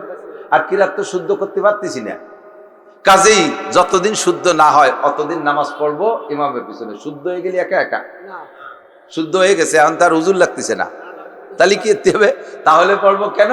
তাহলে পড়বোর কারণ হলো, মসজিদে যাইয়া জামাতে পড়লে জামে মসজিদে 1 ওয়াক্তের বিনিময়ে 527 ওয়াক্ত নামাজের নেকি। এই যে ওভার টাইম, মানে কি বলে ওভার ইনকাম, এই যে বোনাসটা পাচ্ছি, এটার দরকার আছে না নাই? আছে। যতদিন আমি নামাজ কালাম পড়তেছি, নামাজের যে ফজিলত বললাম বহুত, প্রত্যেকটা ইবাদতের বিনিময়ে আমি বলতে পারবো যে আল্লাহ পাক সব ইবাদতের প্রতিদান 2 ভাগ করে রাখছে। বেশি রাখছে আখেরাতের জন্য, প্রত্যেকটা ইবাদতের প্রতিদান আংশিক দুনিয়াও রাখছে। খালি সব আখেরাতের জন্য ছেড়ে দিই নেই যে এটা করলে আখেরাতেই পাবে, দুনিয়ার জন্য কিছু না, এরকম কোনোটা না। আমি একটা একটা করে সবগুলো ইবাদতের প্রতিদান দেখাই দিতে পারবো যে দুনিয়ায়ও তার প্রতিদান আছে। যেমন নামাজের 5টার 1 নম্বরটা দুনিয়ায় রুজির অভাব থাকবে না, 4টে আখেরাতে, 1টা দুনিয়ায়, যেটা আমার মেন সমস্যা সেইটাই মিটে যাচ্ছে, ঠিক কি না? এরকম প্রত্যেকটা নেক আমলের প্রতিদান দুনিয়া আল্লাহ পাক রাখছে, আখেরাতেও আল্লাহ রাখছে। তাই তো আমি 5 ওয়াক্ত নামাজ যদি জামাতে পড়ি, খেয়াল করেন, জামাতে পড়ি, তাহলে আমার যেই পরিমাণ অতিরিক্ত পাচ্ছি এইটাতে একা পড়লে পাবো না। আর যাদের কিরাত অশুদ্ধ তারাও গুণ অক্ষরম ভুললেও একা একা নামাজ পড়বেন না, ইমামের পিছনে পড়ার চেষ্টা করবেন। আর কিরাত শুদ্ধ করার চেষ্টা, তাহলে যে যে কথা খেয়াল করেন, এদিক তাকান, এতদিন যে ভুল কিরাত দিয়ে পড়ছেন তার কিচ্ছু হয় নেই, কিচ্ছু হয় নাই। এই নামাজগুলো আমলনামায় নাই, খেয়াল করতেছেন না মোটেই, আমি ভাবে যা বুঝতেছি। এতদিন যে ভুল কিরাতে নামাজ পড়ছেন, আল্লাহর কসম ওই নামাজের বিনিময়ে আপনি কিচ্ছু পাবেন না, পাবেন জাহান্নাম। তাহলে কি হবে? এখন কি করবো কন্দি হুজুর? এখন করার উপায় হলো, আশেপাশে মসজিদ বা মাদ্রাসা থাকলে হুজুরের সাথে যোগাযোগ করে এখনই প্রতিজ্ঞা করেন, কালকের থেকে আমি কোরআন শরীফ শুদ্ধ করে পড়া শেখার চেষ্টা করব। এবং উপযুক্ত টাইম দেব। দুনিয়ার জন্য যে পরিমাণ টাইম দেই তার থেকে কম দেব না। তা আল্লাহ অত চায় না। ডেলি আপনি 1 ঘন্টা সময় যদি হুজুরের কাছে মেহনত করেন, মাত্র 61 দিন, আমি এর কসম দিয়ে বলতে পারবো, যত ব্রেন কম হোক না কেন, মাত্র 61 দিন মেহনত করলে আপনি শুদ্ধ করে কোরআন শরীফ পড়া শিখতে পারবেন। কালকেই আপনি কায়দা নিয়ে ভর্তি হবেন, এই প্রতিজ্ঞা করে এখান থেকে রওনা দেন, বাড়ি চলে যান মাহফিল শেষে। রাতের বেলা আপনি মরিয়ে গেছেন, সে কায়দা কেনার সময় পান নাই, কিন্তু নিয়তটা এখনই করছেন, কালকে কায়দা কিনে আমি কোরআন শরীফ পড়া শিখবো। এই রাতারাত মারা গেছেন, পিছনের সমস্ত ভুল নামাজকে আল্লাহ তাআলা শুদ্ধ করে আমলনামা বলি দেবেন। তবে সিটারি নিয়ত করলে হবে না, কিনবো না তো কি যাবানি আল্লাহর সঙ্গে নিয়ে তো হলো। ওই সিটারির বাটপাড়ি নিয়ে তো আল্লাহ ভালো বোঝে। কালকে কায়দা কিনবই। আমি কবে মরবেন জানেন? কেউ কবে মরবেন জানেন? তাহলে নিয়তটা এখনই না করলে তো আপনি সর্বনাশ। অশুদ্ধ কিনাতে আপনার কিছুই হয় না। স্থানীয় যারা আছেন এলাকায়, এটা হিন্দু অধ্যুষিত এলাকা, আমরা আগের থেকে জানি এলাকায় যত প্রচুর হিন্দু, তার ফাঁকে কয়েকবার মুসলমান মিলে একটা মসজিদ বানাইছেন। এই মসজিদে স্থানীয় যে কয়েকবার আসছেন, ইন্ডাস্ট্রিয়াল ভাই যারা আছেন, কর্মচারী কর্মকর্তা সকলে আপনারা, এবং আমাদের কি বলা হয় অটো রাইস মিলের ভাই, উনি তো নিজেও হাজি সাহেব নামাজি, হাজি সাহেব তো আল্লাহওয়ালা নামাজি মানুষ, এবং তারই উদ্যোগে আরো সকলকে নিয়ে মসজিদ করতেছে। যেহেতু আমার বিশ্বাস যে নামাজের সময় হইলে যদি পুরো মিল বন্ধ করা সম্ভব নাও হয়, তাহলে অর্ধেক অর্ধেক করে শিফট ভাগ করে, যে একদল নামাজ পড়ে আসবে, একদল মিল চালাবে, ফিরে আবার আর একদল নামাজ পড়ে আসবে, ওরা এসে এখানে মিল ধরবে। এভাবে সবাইকে নামাজের অর্ডার দেবে উনি। এবং যত কর্মচারী আছে মুসলমান, সবাই যদি নামাজ পড়ে, ওনার এই সুযোগ দেওয়ার কারণে যত মানুষ নামাজ পড়বে, অত পরিমাণ বেশি নামাজের নাকি উনার আমলনামায় জমা হবে। ওনাকে আল্লাহ তাআলা ইনকামের সুন্দর একটা সুযোগ করে দিয়েছে। মুসলিম ইন্ডাস্ট্রি যে কটা আছেন, তার ভিতরে বা মুসলমান যা আছে, এর ভিতরে যে কর্মচারী কর্মকর্তারা আছেন, কর্মকর্তারা কর্মচারীদেরকে নামাজের সুযোগ দেবেন। আপনারা এসে জামাতে নামাজ পড়বেন তো ইনশাআল্লাহ। আর আল্লাহ তাআলা এর বিনিময়ে আমাকে কিছু দিক, দুনিয়ায় যত ইবাদত করি তার বিনিময় তো বললাম যে দুনিয়ারটা পার্সেন্ট পাচ্ছি, সেই পার্সেন্টে আমরা খেয়ে বাঁচতেছি, কিন্তু মরার পরে অনাদি অনন্তকাল লম্বা টাইম এবং আখিরাতে জান্নাতে বিশাল নিয়ামত আমার কিন্তু টাকায় দিয়ে খেয়াল করে না। জান্নাতের এই নাজ নিয়ামত সব কিন্তু আমার টাকায় দিয়ে কিনে ব্যবহার করা লাগবে, অত মাংনা ফিরি দেবে না। তো এই টাকা আবার বাংলাদেশি টাকা নয়, আমেরিকান ডলার না, ও টাকার নাম হলো নেকি। টাকার নাম কি? ওই টাকার নাম নেকি। একই মুদ্রা, এক এক দেশে এক এক নাম না। বাংলাদেশের টাকা, ইন্ডিয়ায় রুপি, বা পাকিস্তানের রুপিয়া, ওই পাশে গেলি রিয়াল, দিনার, দিরহাম, তারপরে রিঙ্গিত, এক এক দেশে এক একটা কয় না। তাহলে এই টাকার নাম, দুনিয়ায় টাকা বা এই সব নাম, কবরে যাওয়ার পরে এই টাকার নাম হলো নেকি। টাকার নাম কি? নেকি। এখন দুনিয়ায় যতক্ষণ আপনি কামাই করতেছেন, কামাই করে খাচ্ছেন, এরপরে যতদিন যখন আপনার ইনকাম সোর্স থাকবে না, বা আপনি দুর্বল হয়ে যাবেন, আপনার গায়ে শক্তি থাকবে না ইনকাম করা, সেই যে তারপরে যে কয়দিন বেঁচে থাকছেন, কি রেখাবেন? সেই কয়দিন কিছু খাওয়ার জন্য সচেতন মানুষ যারা, তারা একটা স্থায়ী আয়ের সোর্স তৈরি করে, স্থায়ী আয়ের সোর্স তৈরি করে, যে আমি যখন গায়ে খাটতে পারবো না, তখন আমার ওখান থেকে কিছু পয়সা আসবে, আমি কবরে, আমি বাকি জীবনে মরা পর্যন্ত তাই দিয়ে ওষুধ পানি কিনে খেয়ে বাঁচতে পারবো। এই না, এর না হলে সচেতন। সেম কোয়ালিটি নবী পাক বলেন, যতদিন বেঁচে আছো তোমার ইবাদতের বিনিময়ে আল্লাহ তাআলা 1% দুনিয়ায় দিচ্ছে, তাই তুমি খেয়ে দিয়ে সুখে আছো। কিন্তু মরার পরে তো তোমার আয়ের দরজা সব বন্ধ, তুমি রিটায়ার্ড হয়ে গেলে, পেনশনে চলে গেলে, এখন তোমার অনাদি অনন্তকালে জান্নাতের এই বিশাল নিয়ামত তোমার টাকায় দিয়ে কিনতে হবে। এই টাকা পাবা কোন জায়গায়? এই টাকা পাওয়ার জন্য নবী পাক বলেন, 3 ইউনিটের একটা বিল্ডিং তুমি করে আসতে পারো, ভাড়া দিয়ে আসবা, 3 থেকে 3 10 30,000 টাকা তোমার অ্যাকাউন্টে ঢুকবে। এই যে বুড়ো কালে দুই মুছে খাতে পারবা। সেই 3 ইউনিট কি? হুজুর কাইজা মাতাল ইনসান ইনকাতা আনহু আমালুহু, মানুষ মারা গেলে তার সব আমলের দরজা বন্ধ হয়ে যায়, ইল্লা মিন সালাসা, 3টে দরজা খোলা থাকে। 1 নম্বরে সদকায়ে জারিয়া, 2 নম্বরে ওয়ালাদুন সালিহ, নেক সন্তান, 3 নম্বরে ইলমিন ইউনতাফাউ বিহি, দ্বীনি ইলম যদি 5 জনের শিখায় রেখে যান, এই 5 জনের থেকে আরো হাজার হাজার মানুষের শিখতে থাকবে, আপনি জায়গায় বসে 10,000 টাকা পাতি থাকবেন। আপনি যদি নেক সন্তান রেখে যান, তারা আপনার জন্য দোয়া করবে, ওখান থেকে 10,000 টাকা, একটু টাকার সাথে উদাহরণ দিচ্ছি আর কি, নেকি, ওখান থেকে 10,000 টাকা আসতে থাকবে। আর আপনি যদি স্থায়ী কিছু সদকায়ে জারিয়া করে যান, আল্লাহ পাক আপনাকে সম্পদ দিছে, কম বেশ যা দিছে, কে দিছে? একটু কারণ কে দিছে? জায়গা জমি কে দিছে? আল্লাহ দিছে। আমার জীবনটা শেষ হয়ে গেছে সৌদি আরবে খরার মধ্যে ছাগল ফলতে ফলতে টাকা কামাইতে, আর আল্লাহ দেয়। আপনার মতো বহুজন সৌদি আরবে ছাগল ফেলিয়ে বেড়াচ্ছে, একটা টাকা পায় না, আমি স্বচক্ষে দেখছি। প্রত্যেক বছর তো উমরায় যাই, কতজন যে আসে আমার সাথে দেখা, 4 বছর আইছি, আর পুলিশও খারাপ হয়ে গেছে। আগে পুলিশই দাবড়ায় দাবড়ায় ধরে বাড়ি ভাটায় দিত, এখন ধরা খাওয়ার জন্য পুলিশের সামনে দিয়ে করি, সে সাথে ধরেই না। পুলিশের কাছে ধরা দিতে এখন 8,000 রিয়াল লাগতেছে। এইরকম হাজার হাজার আমার কাছে আইছে, হুজুর আপনার নাম শুনে আইছি, ফেসবুকে দেখছি আপনি উমরায় আসছেন, একটু দেখা করতে আসছি, দোয়া নিতে আসছি, আর দোয়া করেন যেন পুলিশই আমারে ধরে। আর এখান থেকে বাসায় যাওয়ার জন্য 10 রিয়াল লাগবে, টাকা নেই, আমার 10টা রিয়াল দেয়। তোমার মতো বহুজন ওই জায়গা যাইয়া কষ্ট হতেছে, পয়সা পাচ্ছে না। তাহলে তুমি যে 2 পয়সা পাইছো ওই জায়গা, এটা তোমার কারামতি না, কার কারামতি? আল্লাহর কুদরত, ঠিক না? কাজী আল্লাহ যে সম্পদ দিয়েছে, এরপর শুকর আদায় করে আল্লাহ কয় আমার ঘরটা তুই বানাবি, তোর ঘর আমি বানাবো। আমার ঘর তুই বানাবি, তোর ঘর আমি বানাবো। এখান থেকে কিছু এক সাহাবা এসে বলতেছে, হুজুর আমি যুদ্ধের সফরে থাকতে আমার মা মারা গেছে, আমি তো মার জন্য কিছুই করতে পারলাম না, কি করবো? হুজুর মার জন্য কি কিছু করার কোনো উপায় আছে? হুজুর বললেন তোমার মায়ের নামে তুমি সদকা করে দিলে হুবহু ওইটা নেকি হয়ে আল্লাহ তার আমল নামা ভরে দেয়। একজন এসে স্বপ্নে দেখছে যে তার আব্বা জান্নাতের মধ্যে তরমুজ খাচ্ছে। খেয়াল করেন, জান্নাতের মধ্যে তরমুজ খাচ্ছে, আর বাপের গাল বেয়ে তরমুজের রস পড়তেছে। ও সজাগ হয়ে গেছে, সজাগ হয়ে বুঝে উঠতে পারতেছে না, যাই হুজুরই কাছে গেছে যে হুজুর আমার আব্বারে আমি স্বপ্নে তরমুজ খাতি দেখলাম জান্নাতের মধ্যে, তা কি করবো? আমি কি গরিব গুরাবাকে তরমুজ খাওয়াই দেবো নাকি? হুজুর বললেন খাওয়াই দিবা হলে স্বপ্নে আলাদা কায়দায় দেখতে। সেটা দেখতে কি, যে তোমার আব্বা দেখতে যে ভেস্তের মধ্যে কের কাছে যে তরমুজ চাচ্ছে, আমার একটু তরমুজ দে, তাহলে তুমি বুঝতে যে তোমার কাছে তরমুজ খাইতে চাচ্ছে, আর তার কারণে দুনিয়া কেউ খাওয়াই দিলেই পাইতে। কিন্তু তোমার আব্বা খাচ্ছে আর গাল বেয়ে রস পড়তেছে না, এর নিশ্চয়ের কারণ অন্য কিছু। তুমি কি দিনের বেলা তরমুজ খাইছো? বলে জি হুজুর আমি গতকালকে একটা তরমুজ খাইছি। তারপরে তরমুজের খোসা কি হয়েছো? আমি যখন বাড়ি তরমুজ নিয়ে ঢুকি, আমার আতালি একটা গাই আছে, আমার ওই গাইটা আমার তরমুজ দিচ্ছে এই রয়েছে। পরে বাড়ি যাইয়ে তরমুজ খাইয়ে লালটুকু আমি খাইয়ে খোসা কয়েন গাইডে দিছি, ও যে কি খুশিতে খাইছে, আর ওর গাল বেয়ে বেয়ে রস পড়ছে। আল্লাহ কয় গায়ের দুয়ায় তোমার আব্বারে জান্নাতের মধ্যে তরমুজ খাওয়াই দিছে। কোন আমল আপনি দুনিয়ায় করবেন আব্বা মার নিয়ত করে, সন্তানে ভালো কাজ করলে তার একটা প্রতিদান আল্লাহ মরহুম আব্বা মার কবরে পৌঁছায় দেয়, দাদা দাদি নানা নানির কবরে পৌঁছায় দেয়। আব্বার রেখে যা ভিটায় বসবাস করতেছেন, আব্বার রেখে যা দাদার কালে ভিটা, তাদের রেখে যা জায়গা জমি ব্যবহার করতেছেন, তাদের দেওয়া যোগ্যতা দিয়ে আপনি কামাই রোজগার করে খাচ্ছেন। কাজেই আমাদের এই সব কিছু থেকে তাদের একটা পাওনা পার্সেন্ট আছে না নাই? দেওয়ার জন্য অন্যতম জায়গা আল্লাহ পাক বলেন আমার ঘরটা এখানে খুঁটি গাড়ছে, পিলার হয়েছে, ফাউন্ডেশন দিয়েছে, পিলারের শর্ট পিলার পর্যন্ত উঠছে, বাকি কাজ বাকি রয়েছে। এলাকায় বহু মানুষের বাড়ি বিল্ডিং আছে, এলাকার মানুষ ফ্রান্স ইটালি অস্ট্রেলিয়া খুব থাকে, এই দিকের মানুষ ইটালি বেশি যায়, ইটালি খুব বেশি। আপনাদের ইটালিয়ান টাকা দিয়ে বাংলাদেশে বিল্ডিং করতেছেন, এক একজনের টাকা দিয়ে এক একজনের বাড়ি বিল্ডিং করতেছেন, আর সেই সব মানুষ এই জায়গায় বসা আছেন, সবাই মিলে সম্মিলিত যদি হাত দেই এই মসজিদটা করতে বেশি দিন লাগবে না। কতক্ষণ?